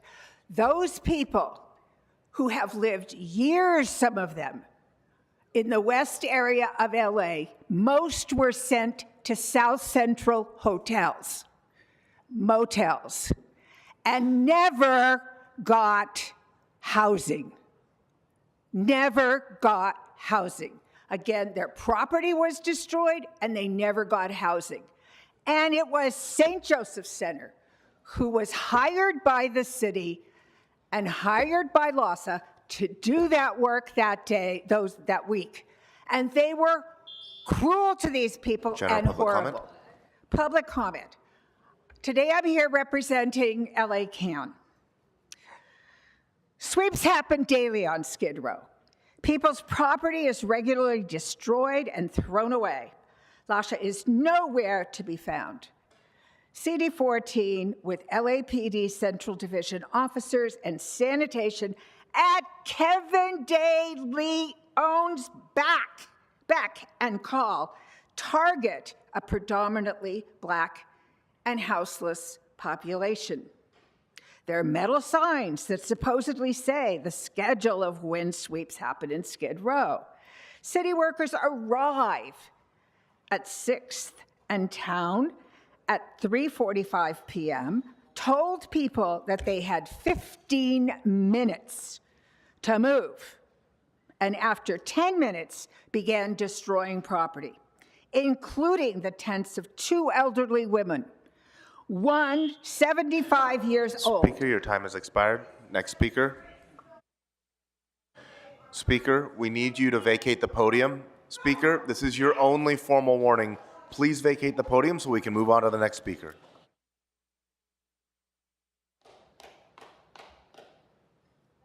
Good morning, Speaker. Which items would you like to speak to?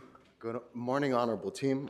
Points 11 and general comment, please. Okay, so you have 1 minute for the item and 1 minute for general. Please begin with the item. Go ahead. God bless and thank you. Happy Friday, ladies and gentlemen. 3, 2, 1. As per point 11, initially, my name is Julian Alexander Makara. In identifying general city purpose funds, utilizing another $70,000 to do exactly what this young lady was advising. My last presentation, I announced that we're allocating funds and doing the same protocols. Big city, we need to do it quick, that I understand, but look at the consequences. Now this far, and I haven't been here long, but $377,000 for Kevin De Leon's community development, there was no information.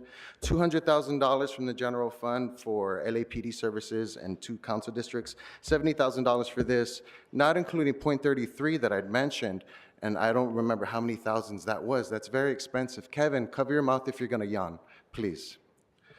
So stating that, my general comment. Again, I work with children. I'm very focused. I have hyper focus. I've told you, Kevin, it's very inappropriate to laugh. General? Consciously in June, I made the decision to move forward with this effort full time. Via email and phone, your staff all know me now. To repeat an email I sent to the mayor's office. I've been nearing a year following the city's protocol to receive a response regarding any one of the number of documents I have submitted. 2 Samuel 22:26. To the faithful, show yourself faithful. To those with integrity, show integrity. To those pure, show yourself pure. But to the crooked, show yourself shrewd. At this moment, this delay in receiving a yes or no from the city is causing hardships.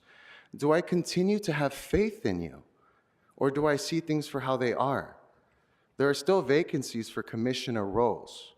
If you're unwilling to work with me, Ms. Mary Karen Bass, and if this council is unwilling to work with me, I have a wonderful portfolio for an art commissioner, workforce director commissioner. My prudence is prevalent. God bless each one of you, and/or respond, please. Next speaker.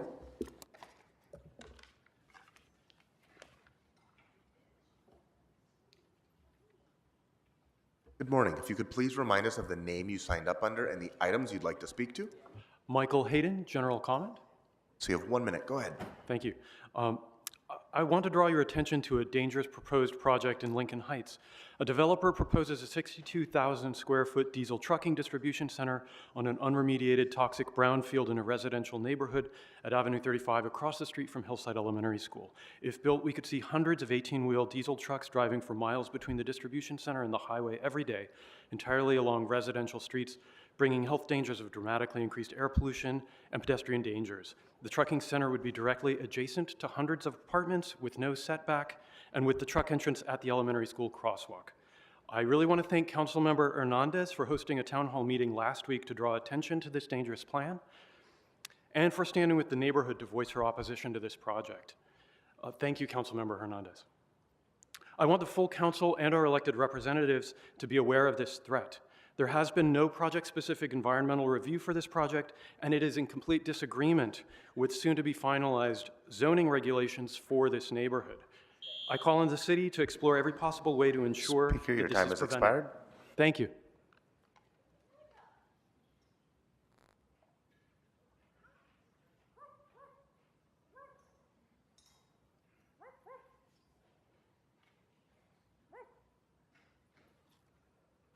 Good morning. You have 3 minutes for the items and 1 minute for general public comment. Please begin with the items first. Well, nobody called Mr. Batman's name today, so I'm going to speak on these items. Regarding the appeals and objections for building and safety fucking reports, I find it unconstitutional for these fucking non-compliance code and violations that you've erected, you dicks. In inspections costs, I think that item CD1 should be waived the same way that dumb Birria Noodles did with the Mansion the Nation targeting graffiti. That's a nuisance too. Right, you're trying to figure it out, Mr. Consul. But listen, Circle K, you're just a dum too. So this is not on the agenda. You're welcome to speak to it during general That was public on the comment. This is lean. your That only was on warning. the lean. Please stick That to the was on agenda. the I'm going to move you to lean. general. That was on the lean. Oh, look at item number 8, Mr. Harrison Donkey Monkey. Recognizing Councilman Paul Krikorian. I wish he was fucking gone already. And then look at here.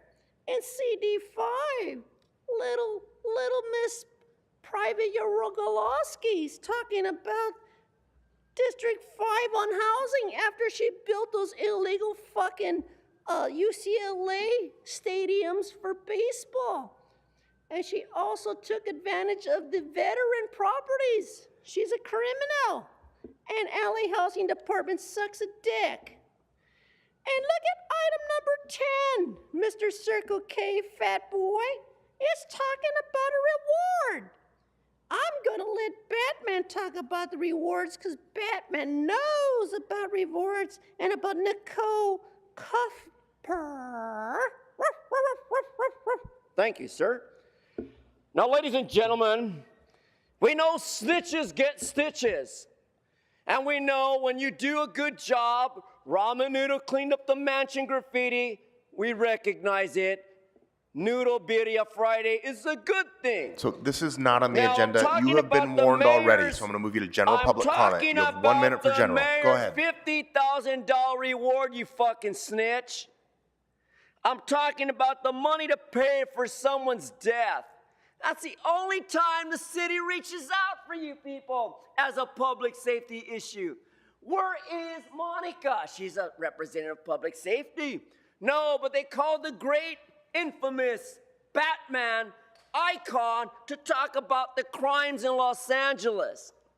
And it's a pitiful fucking city that we find out that you criminals harbor this type of unluxury environment that we don't welcome.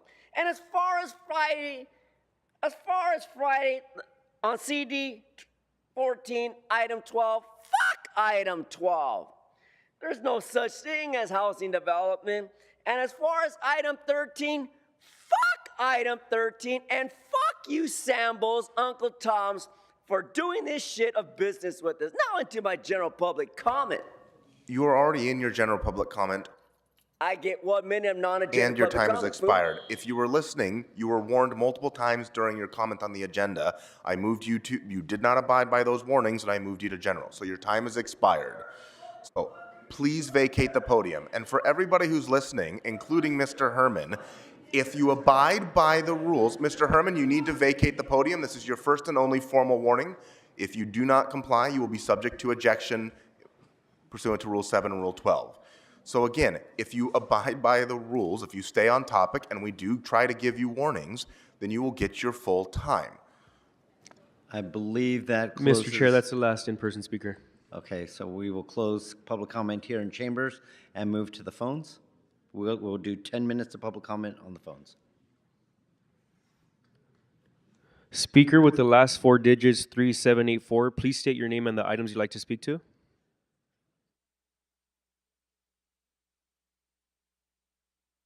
Speaker with the last 4 digits, 3784. This is your last opportunity to speak. Please press *6 to unmute now. All right, I will speak to all items and general public comment. Good morning. Okay, so you have 3 minutes for the items and 1 minute for general. Please begin with the items. Go ahead. All right, so let's start off with item number 6, that is contract for the Emmy Awards. I hope, a long-term contract, I hope that these Emmys aren't going to result in any sweeps. I hope no unhoused people are going to be displaced for these award ceremonies. We have item 8, that is naming DJ Krikorian, Paul Krikorian, as the Council President Emeritus. A no on this. council president or Krikorian's presidency was terrible. Krikorian claimed to be a reform guy, but all he did was enable racism. He didn't solve the problem. He welcomed KDL under the Chamber of open arms. He loves KDL so much he chose to sit next to Kevin after he stepped out. Finally was forced to resign as council president. He loves Kevin that much. And Kevin needs to resign. All Paul did was just yell, scream at the public every time, and just to protect racism, protect corruption. So no on giving Paul any honorary titles. The only thing Paul should be known as is a racist and corruption enabler. We have speaking of which, item 9 is a motion from Kevin De Leon, the racist and city staffer B, who took bribes in Las Vegas. We have no on anything Kevin De Leon introduces. 10 is reward money for snitches. No on that. Item 11 is homelessness services from Yaroslavsky. I hope this actually gets people into housing and services and isn't just funneling money to your rich friends while all you do is sweeps and furthering the 6 unhoused people dying on the streets every day. We have item 12 from Kevin De Leon, hoping to ensure that people can go vote against him and elect Isabel Jurado to CD 14. We have general public comment. Okay, so you have 1 minute. Go ahead. All right. So last Wednesday, Kevin had a debate with Isabel Jurado, and it seemed like Kevin and his supporters continued to be really racist at the debate on Wednesday. So, I'm hearing about, and Kevin claims he's reformed, but yet he's got his racist supporters showing up to yell racist stuff at BLMLA again on Wednesday at the debate, from what I understand. The same, and where else that's happened? The hallway outside city council chambers. His racist supporters that he paid to show up when he first returned to the council chamber. So, yeah, Kevin needs to resign. You need to stop enabling his racism. I saw you, for some reason, the Civil Rights Department let him appear at an event. Kevin doesn't care about civil rights. Kevin is anti-black, anti-poor. Caller, your time has expired. Next caller. Speaker with the last 4 digits, 7255. Please state your name and the items you'd like to speak to.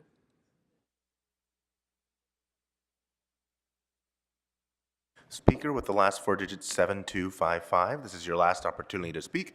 Please press *6 to unmute now. Hello, this is Richard Serrano. Yes, we can hear you, Mr. Serrano. You have which items would you like to speak to? Thank you so much. All items and general public comment. Okay, so you have 3 minutes for the items and 1 minute for general. Please begin with the items now.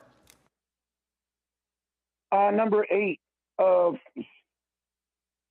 like Adam Smith read to you, quoting, "I'm not sure what goes on at the city council. This is new to me. Politics is new to me. I'm not two-faced. I'm not sure how people just jump, how they got elected and who they're supposed to represent to doing whatever keeps them in power. Maybe that's something that I didn't study about politics. Everyone kept saying, Richard, it's not in your nature to be that kind of person. But there's a lot of good people in there that are the same way as I am. Ms. Hutt, Ms. Hernandez, Hugo Martinez. So, caller, I'm not sure which item you're speaking to, but it does not appear to be related to item number 8. So please stick to the agenda. About number 8, the situation that Paul Krikorian elected how are you guys giving them this acknowledgement? And like I told Ms. Hutt, I really do appreciate her, but I don't think the democratic process should have been taken away from the public. So how do you guys keep mentioning him like he did something great? He said the horseshoe's there for a reason, so you can listen to the public. But yeah, I don't even know if you had quorum there. You got like 4 people in the chamber and all empty chairs. So who do you listen to? Yourselves? your constituents on the phone. I'm not sure what you guys are doing, but you're wasting the city's time by not listening to the public. You're supposed to listen to the public. Please stick to That's the the whole agenda. You've point of also this. exhausted your 1 minute on item number 8. Okay, let's go number 11. For the homeless sheltering situation, that's a great thing. Is it for only 30 days at a stay? So you get rid of everyone's properties, and I don't need them out on the sidewalks and everything else. The two things they should have is food and shelter. There's no one in this world that should be hungry or homeless. Yeah, we have to find that place, and where it is, I'm not sure. We can work together, but just be transparent. It's not easy. Your guys' job is hard, but as long as you're transparent and doing in good faith, I'm sure the community will back you up, and if you listen, you might get some good suggestions from the people. It just takes a matter of being transparent. Don't lie to the people and tell you got 61,000 people off the street, and it's only for 30 days at a stay. Say the whole story. That way the people can trust in you. Not asking for much. General public comment, please. Go ahead. You have 1 minute for general. Again, this job isn't easy for you guys to do. But you guys take note, like City Hall for a lot of things. 9/11, you guys didn't even memorialize it. Not one mention of it. Never forget. I guess we forgot. I'm sorry for being that kind of person that really cares about this community, but trying to make it better and helping, trying to give you the information that is here.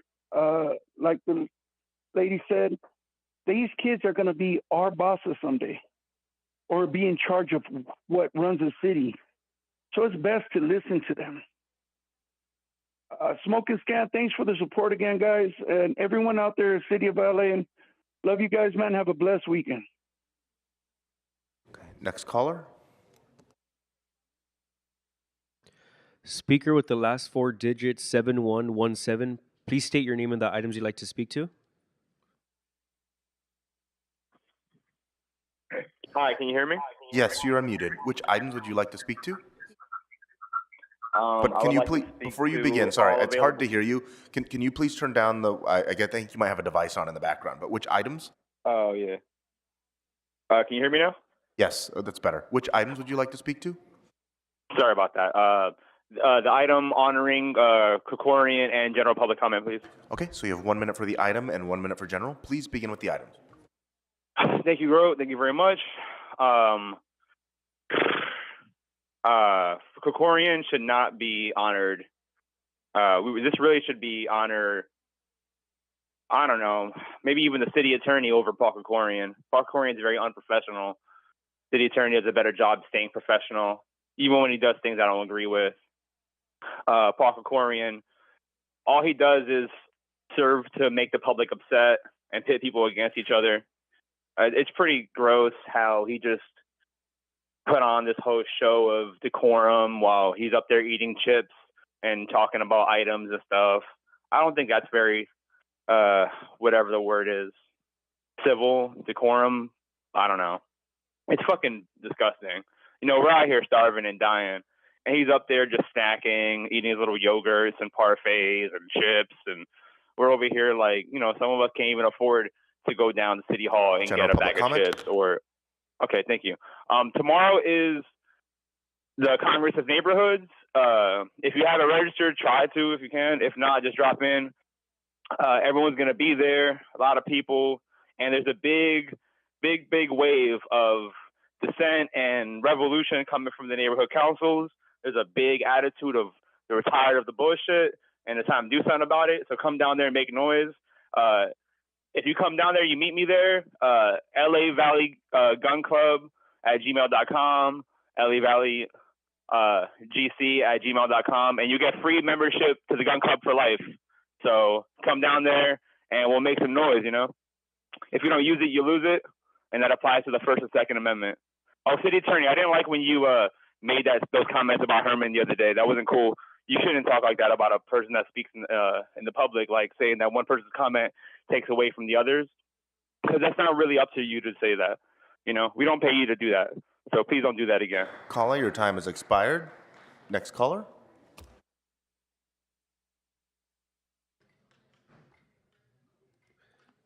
Speaker with the last four digits, 9519. Please state your name and the items you'd like to speak to. Yes, my name is Jason. I'm a smoker scan viewer. Good morning. Which items would you like to speak to? What items are available there, Pumpkinhead? So the items that are open for public comment are items number 1, item number 6 through 13. Cool. Well, let me get the one about Kokori in there and general public comment, if you would, Okay, please. so you sir. have 1 minute for that item and 1 minute for general. Please begin with the items.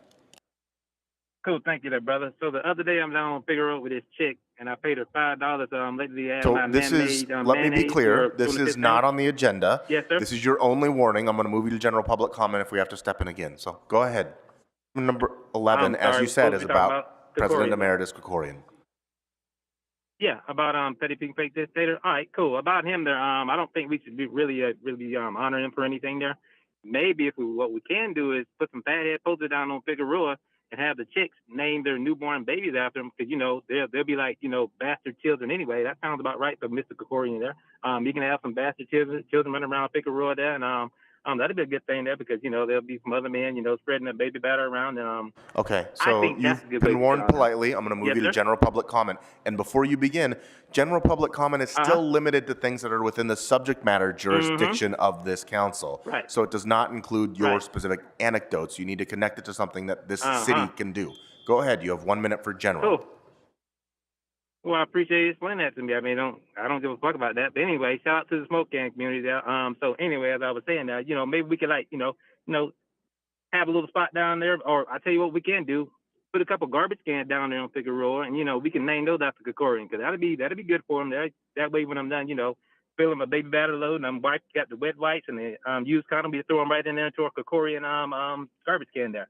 That'd be a good spot for it there. But shout out to the smoke can community and Pumpkinhead. I don't like how you let Mr. that nigger hating Candido get up here and just talk shit about me and other people there. You're probably checking there a little bit there, brother. But it's been a good meeting. Damon doing your thing, and then shout out to the smoking can community again there, and y'all have a good one. Next caller. Speaker, please state your name and the items you'd like to speak to.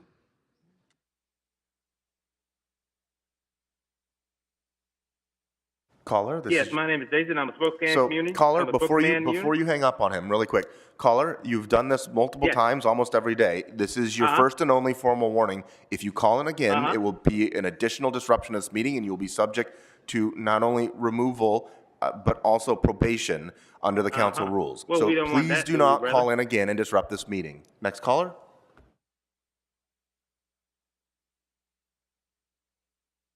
Speaker with the last four digits, 1881. Please state your name and the items you'd like to speak to. Yes, good morning. Thank you for taking my call. All items and public comments, sir. So you have 3 minutes for the items and 1 minute for general. Please begin with the items. Yes, item 8, honoring Mr. Kokorian. I don't know, but all I know is he was a good president, and whatever people criticize him about, they have that choice. But to all the workers, all the staff who worked with him to improve that district, I want to thank you, because like Miss Brown, the lady that was honored today, a city worker who dedicated her life, who honored us with her presence and her hard work. So, Mr. there Candido, are you're new- welcome to speak to this during general, but please stick to the items for now.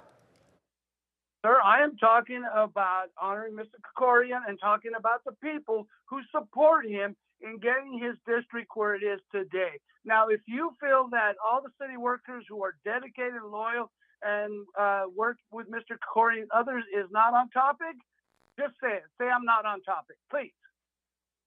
All right, let's move on. Let's move on to number 10, the reward. Here I am, because snitches solve problems. Snitches make sure that families have comfort that the person that did the harm to their family are caught.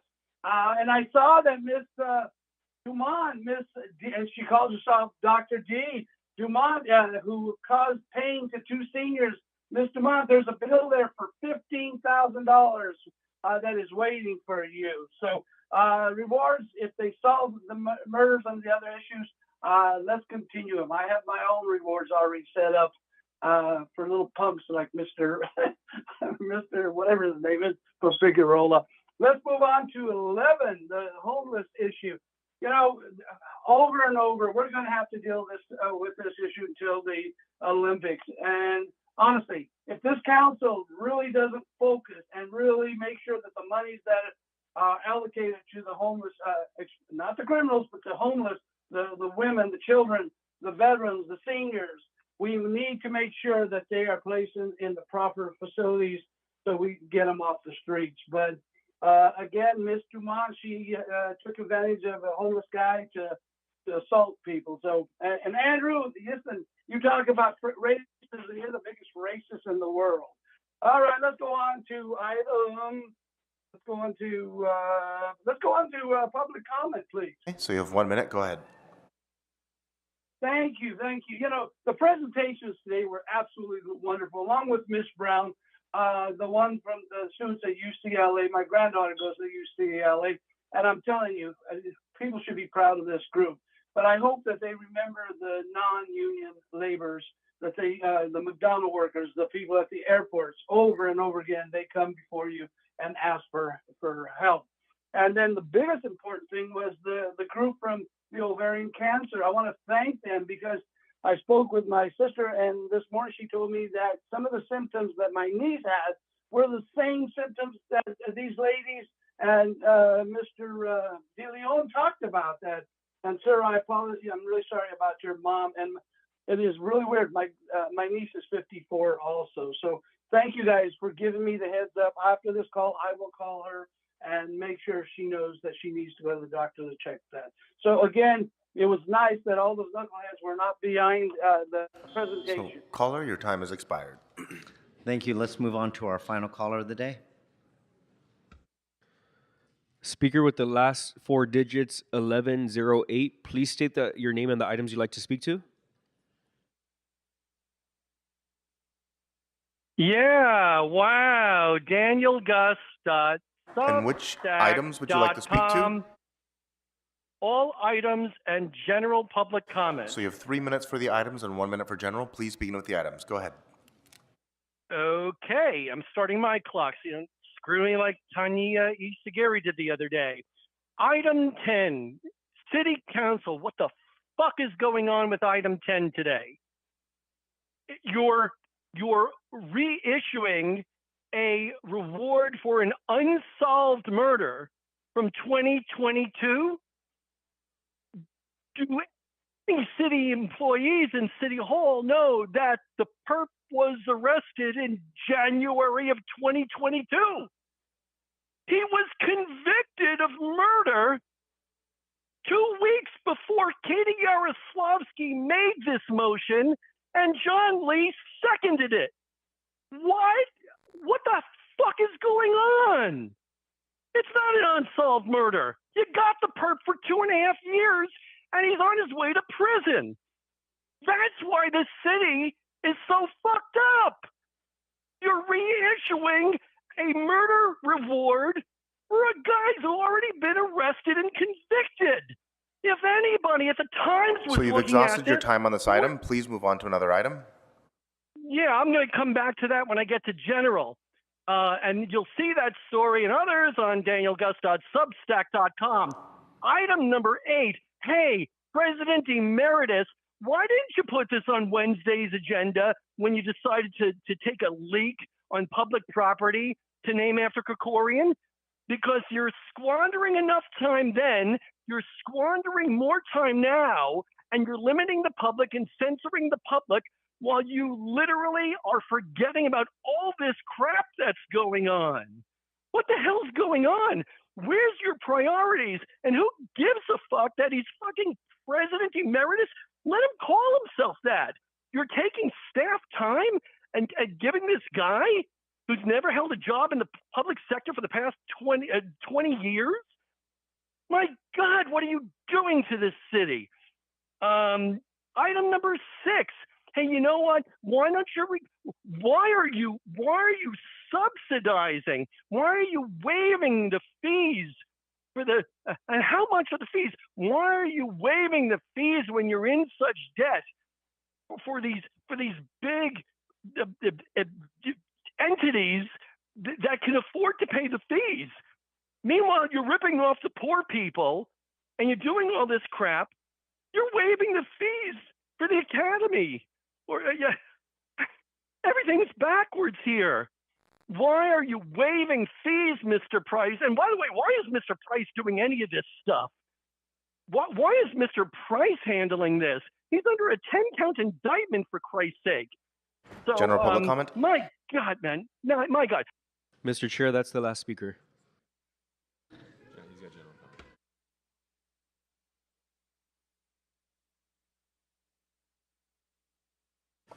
I'm sorry, is he disconnected now? Okay, so.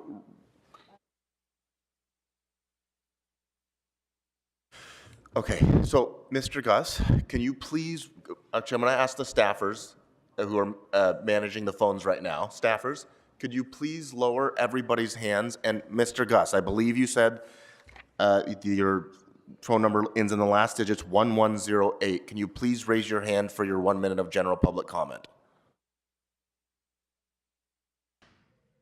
Speaker, you can now speak. 1108. Hello? Yes, go ahead. Hi. You're unmuted. Yeah, You have yeah, your 1 minute yeah. of, hold on. Mr. Herman, please hold your applause or whatever you're going to do to the end. You were doing it throughout Mr. Gus's public comment, and I can't hear him. So, Mr. Gus, go ahead. Your 1 minute for general starts now. Yeah. Now, you see Los Angeles? That's what happens. You expose sheer incompetence every day of the week, and you call in, and somehow, DanielGus.substack.com gets muted before he makes his general comment, just like the other deputy city attorney did the other day. When you're showing that the LA City Council and nobody in City Hall knows that the victim, the murder victim in item number 10, Brianna Kupfer, you don't even know that it's not an unsolved murder, and you're reissuing unsolved murder rewards. And the day that I publish this exclusively, you silence me? Well, how the hell does that happen, Mr. Grote? How many more lawsuits am I going to file, Mr. Grote? This city council, that's a perfect example. These people don't even know that they're. All right, we're closing the phone lines and closing public comment on all items. Now that we've taken public comment, Madam Clerk, what items can council vote on? Mr. President, council may now vote on items 6 through 13, sir.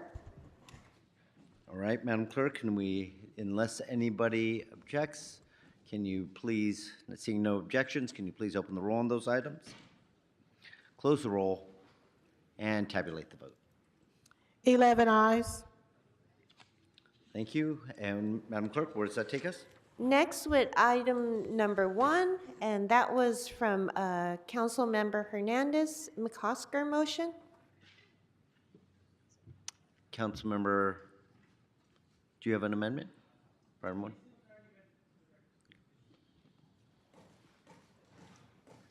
Do you need to read that into the record? It was read, sir, so council may now vote on that, sir. Okay, let's vote on item number 1, number 1 as amended. Open the roll, close the roll, and tabulate the vote. 11 ayes. All right. Madam Clerk, what's next on the agenda? Council has motions for posting and referral. Posted and referred. That clears the desk, sir.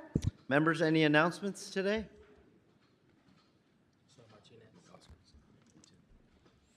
Mr. McCosker. Thank you very much. I actually have 2 announcements. One is an update on a news item, and the other is a report of something really great that we can do to support one of our departments. The first is you will see in the news reports that there was a load of lithium-ion batteries that overturned in the port yesterday on Terminal Island. It was not on the Vincent Thomas Bridge, although I think a lot of the reporting was that it was because the bridge was closed. The difficulty with this fire and the circumstances are that when the load fell over, the batteries combusted inside of the trailer, and the lithium-ion batteries are continuing to burn, have burned for 20 hours now approximately. I might not have that right, but there is no established way to put out such a fire. It cannot be doused with water, and foam or other treatments that are designed to take away oxygen don't work either, because the lithium-ion batteries create their own oxygen and their own heat. And so the circumstances we find ourselves in right now is that it is going to be a controlled burn in place. What does that mean? That means for the safety of all of the workers and the travelers across the island, that all of those roads have been closed. We worked closely with the PMA and the ILWU last night to make sure that all of the terminals are closed, meaning workers did not report last night, they did not report this morning, and will continue to monitor this situation on an hour-by-hour basis. And I say all this because it highlights an important safety issue at the Port of Los Angeles, of which there are many. And I want to thank Councilmember Rahman for signing a motion with me today to ask the port to evaluate and implement a process that would be time-consuming and simple at once, to have a system of inspection, of independent inspection of trailers as the chassis are leaving each terminal, to look and see whether or not they're secure, to look to see whether or not they might cause some damage. Everything from, and again, we don't have any final determination on this. This will be a report, but to see everything from whether the load is secure, to whether the tires are out, to whether the lights are out. And this is primarily for the safety and security of our workers and our travelers. And it's of lesser importance, but there are multiple terminals that are shut down and will be shut down while this emergency is ongoing. And that represents to the stream of commerce hundreds and hundreds of millions of dollars. Secondary to life and safety, but also important. So thank you very much, Councilmember. I appreciate you. Secondly, I have a more fun announcement to make.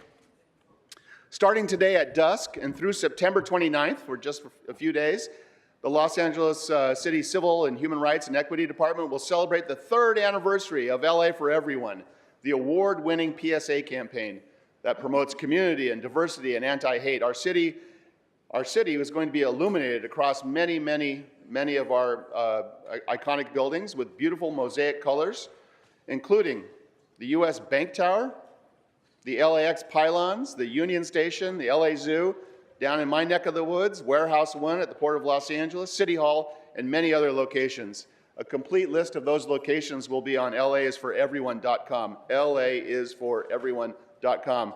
The perfectly lit landmarks will make for a stunning backdrop for your next social post. We invite everyone to snap a photo and share it online, and make sure you tag @LACivilRights and use the hashtag, as the kids say, LA4AllChallenge to be a part of the movement. I'm going to be at Warehouse 1 a little later tonight and take my picture. Be a force multiplier and join us hand in hand as we remind the world that hate has no place in LA. Thank you. Thank you, Councilmember McCosker. Councilmember Soto Martinez, do you have an announcement? Any other announcements, council members? Councilmember Marquez Harris-Dawson. Thank you so much, Mr. President. I want to invite everybody in the city of Los Angeles or around Southern California to St. Andrews Park tomorrow morning from 10 to 5. We will be having Praise in the Park, it will be a collection of some of our greatest gospel music groups, soloists, bands will be playing all day. There will be food trucks, there'll be activations for young people, activations for seniors. I was struck when we were visiting Paris for the Olympics. There were people lined up at jazz clubs to go hear American Black gospel music. And we have that here every weekend in the city of Los Angeles. And so you'll hear some of the best of it at St. Andrews Park tomorrow, beginning at 10 and going all the way to 5 p.m. tomorrow. Thank you. Council members, any other announcements? Councilmember Hutt. Thank you, Mr. Chair. Tomorrow is Tom LaBonge Day of Service, and it's a day of service in the 10th District. So folks, if you want to come out and do a good community cleanup in the 10th District, meet us at 1819 Western Avenue, and bring your gloves, your brooms, all the things that'll help us keep our community beautiful. You know, Tom LaBonge was a city council member here in Los Angeles, and he just loved our community.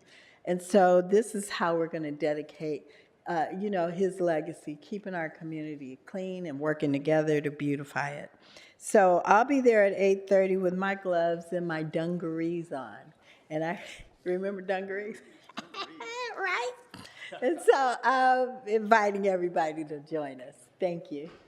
Thanks to Councilmember Hutt. Yes, Councilmember LaBonge was a true cheerleader for the city of Los Angeles. Any other council members, any other announcements? Councilmember Romano? Thank you so much. And Councilmember Hutt, thank you for leading Tom LaBonge Day of Service today. The LaBonge family is wonderful, and I'm so glad that they're honoring Tom's memory in this way. I just wanted to share that tonight, Friday, we will, in partnership with LA City Golf, we are hosting an LGBTQ+ inclusive family movie night at the Wilson and Harding Golf Course in Griffith Park. That's tonight at 7 p.m. And the movie is Luca, Disney's Luca, which is a really fun story that's about friendship and acceptance. Families will have refreshments, free popcorn, activities, community booths, LA Public Library, this really great organization called Baby Gay will be there. And that is happening tonight, September 27th at 7 p.m. at the Wilson and Harding Golf Course. So I hope you all will come out. Any other announcements, members? Well, I have an announcement. Tonight, supporters of law enforcement in Devonshire are having their annual pasta dinner to celebrate and raise funds for LAPD Devonshire Division. It starts at 5, it goes to 8 at St. Nicholas Greek Church. If you live in Council District 12 or the surrounding areas, please come down and support your officers tonight.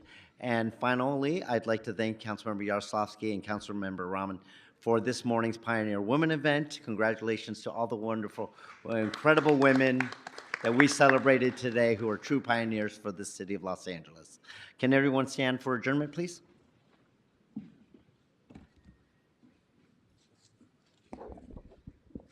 Council members, any adjourning motions? No motions on my left. Any on my right? All right, meeting is adjourned. Thank you, everybody.